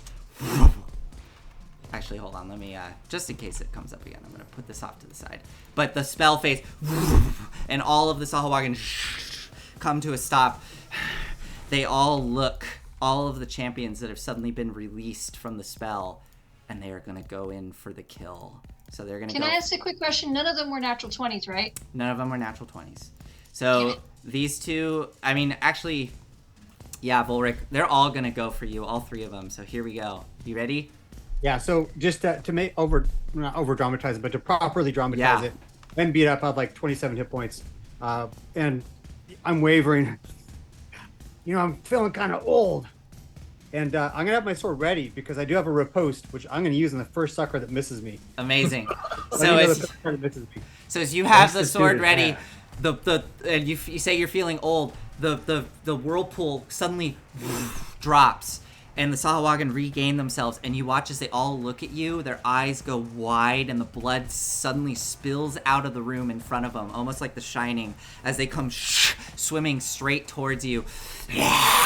And they're gonna make... So this is 9 attacks on you, Volric. So here we go. Eat me! Alright, so a 23 to hit, Volric. Yep. 5 points piercing. A 20... Does a 20 hit? That's 2 points. 20 does not hit, so Okay. I'm going to use riposte right now. Go for it. That's SOB. Okay, so riposte also gets an extra d6 if I hit. Hold on. There it is. Okay. Coming in. Here we go. So sorry, is that a 13. 13 to hit? That unfortunately misses across the shell armor. It does not make contact, and then they all come in with their spears. Here we go. 22 to hit. Yep. 11 points. 11 points of piercing. Okay. A natural 20, so 12 points. How close is he to me? Are you gonna stop it? Yes. He's close enough. Okay, so only 10 points of piercing on that natural 20. I will mark it off. Okay. So that was 1, 2, 3, 4. 13 hit points left. Here come the last 2 spear strikes on you, Volric. All right. As you are just getting pummeled by all of these Saltmarsh. And the last 2 miss. Shink, shink off the armor. You do not take those hits.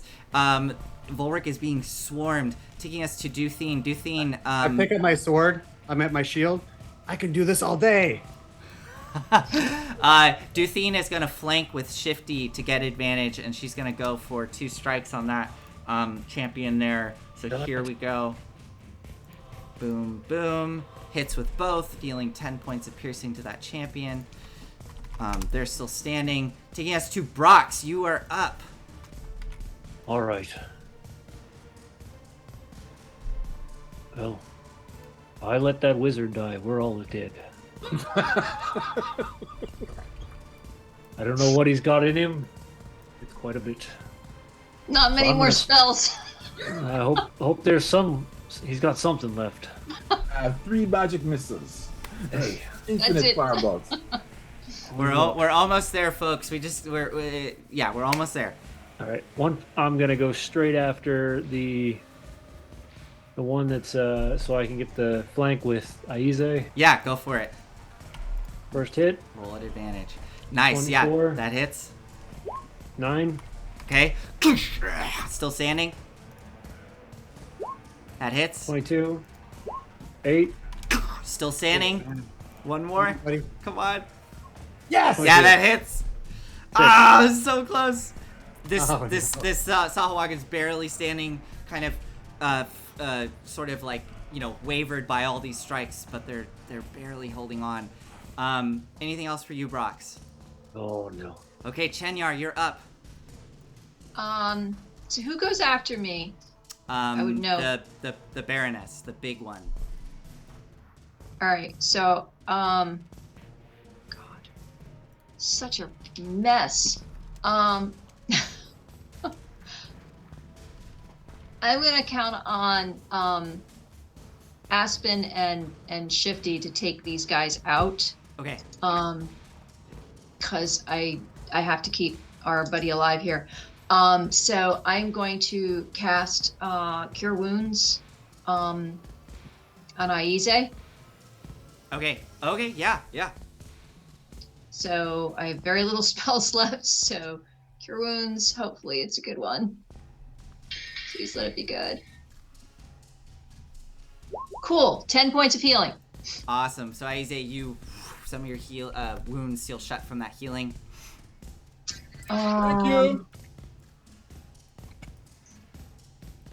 And nobody's down, so I can't use Spare the Dying, so, and I'm in a good flanking position, so I'm staying where I'm at. Okay, you're gonna stay where you are? Okay. Is that your turn then? That was my action, so I can't do anything else. I don't have a bonus action, so. It is now the Baroness. She is going to swim up to Volric, grinning that big wide smile. So can I argue this one point? Is Sure. that she's enormous and there's 2 other ones right there? So remember, the ceiling's 15 feet tall. She's 10 feet tall, so she swims right under them. 5. Okay. Yeah. All right. Cool. Yep. Fair enough. So she swims right up under them and is going to go... You're still gonna lose, witch. 25 to hit Volric. Of course. 7 points. Are you still standing with that? I have 9 points left. Okay. I did establish she does not have any weapons, so she's just going to go with her claws. 22. Still hits. 12 points of slashing. So, that's exactly zeroed in. So you're at 0. Okay, here comes the last one on you while you're down. 26 to hit, so you automatically fail 2 death saves as she starts to grab onto you and just start to... You watch as a piece of Volric's flesh gets torn away with the armor still attached as she starts to gnaw into Volric. The blood filling the air, she... as this is happening, Thadra, who it looks beat to shit, she, like... comes swimming up behind the Baroness, puts a hand on her shoulder, and the Baroness kind of looks over a bit shocked. And Thadra says something to her. And you watch as both of them get pulled into a portal of inky blackness. I actually have to look something up to see if there's a resistance that happens with this. I just looked it up. No. You just looked it up? Yeah, no. Oh, okay, perfect. She's escaping! Stop her! No, don't. Just let her go. Just. Let me see.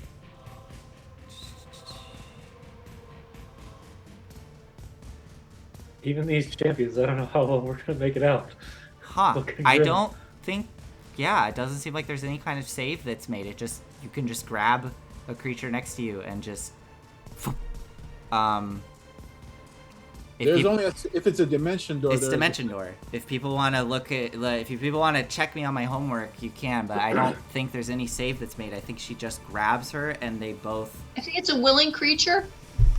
I mean, she may be willing after somebody said, "Hey." It's a willing come with creature. me." She may go, "Oh yeah." Um. Willing at that point. Oh, you're Not- right. Willing. Okay, then let me. I'm gonna do a quick roll here to see if she can convince her. She would have advantage on this for... Okay. So unfortunately, as the portal appears, Thadra disappears and the Baroness stays behind as she disappears. Darn so it. Thadra is gone. The Baroness is still there. And because we are at 9 o'clock here, let's first do a death save for Volric. And let's see if Volric survives or not. Volric, can you please roll a death saving throw for me? I'm unconscious. I can't. Oh my god. Are you gonna... Hey, Okay. TM, I have a quick question for Yeah. you, and I don't know how this works, so Yeah. maybe I can ask. Sure. I was worried about Rourke, but the only thing I had was a bonus action left. I can't hold a bonus action, can you? No. Alright, Okay. Volric, let's see that death save. But I still got my bless, right? It is a saving throw, yeah. Go for All it. right, Yeah, cool. you All do. right, here's my D4. Let's do that first to make it more dramatic. Okay, let's see. Plus Okay, you got 3. that's really good. You got a +3 to this. Oh, I didn't make it. Oh, I died.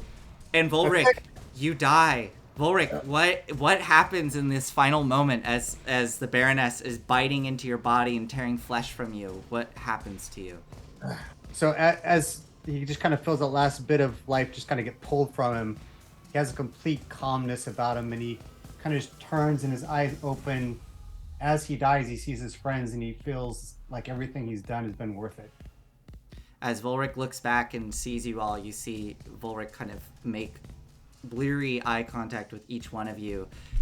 And then in a flash, the jaws of the Baroness shut down around his neck and he goes limp. Volric is dead. Is she like? Is because she eating him? She's eating him. Because, and also Volric, you shrink down to normal size. now right? she's not actively attacking me though. I'm just making No, not sense. yet. It hasn't her turn yet. But hey, we'll see what happens when it gets to her turn. So as she is tearing into Volric, oh my god, Aspen, it's okay. So as she is tearing into Volric, because we're at 9 o'clock here and we're at the top of the round. So this is what's gonna happen for narrative reasons and because we need to let our guests go, and this is our final episode with our guests. As all hope seems to be lost here, you hear movement in the slosh, like the movement of currents and water and bubbles, and you look off to the side and you see a swarm of lizard folk and Lokata pouring into the room, and at the head of them you can see Brox, Queen Othokent, swimming in front of all of them with her spear in hand, powerfully, and she has full like war regalia on, all of these kind of iridescent shells that extend all the way down her back, making her very imposing armored force as she swims into the room. All of the champions immediately turn their attention to this new force that is coming in, and the Baroness looks and sees this and is going to grip Volric's body and start to swim out of the room with it. You would all be able to react at this point, but we'll see if you can stop that before it happens next time. But Brox, I think at this point you what do you do in this final moment? I know you won't be able to join us. This is unfortunately a big cliffhanger, but for the sake of, unfortunately, we can't have you back next week because you're going to be out. What does Brox do, like, in this moment? As you see Otho Kent swimming into the room with all of the other aquatic forces behind her. He's torn. Part of him wants to run headfirst towards an old friend. Another part sees the light at the end of the tunnel where the Allied forces are starting to come towards. Immediately, he turns to Aspen. Says, I won't be allowed to continue to this. I need to stay with my people now. If you see him, give him this. And he's going to yank his ring of protection off and put it in Aspen's hand. And then charge straight at the closest champion to help out the force. And as Brox rockets away towards the Sahuagin, clashing with the aquatic forces, you see him join the fray from behind, fighting side by side with Otho Kent and the other lizard folk at the end of the room, as all of you turn and watch as the Baroness is pulling Volric's limp body towards her, retreating into the throne room with 3 champions, their spears pointed forward, retreating away from you all. And that's where we're going to end tonight's session. Thank you so much, James, for joining us for this journey. It has been such a pleasure. Yeah, thanks, James. And yeah, I'm back in 2 weeks. If I need to, I will come back with a fury. Yes.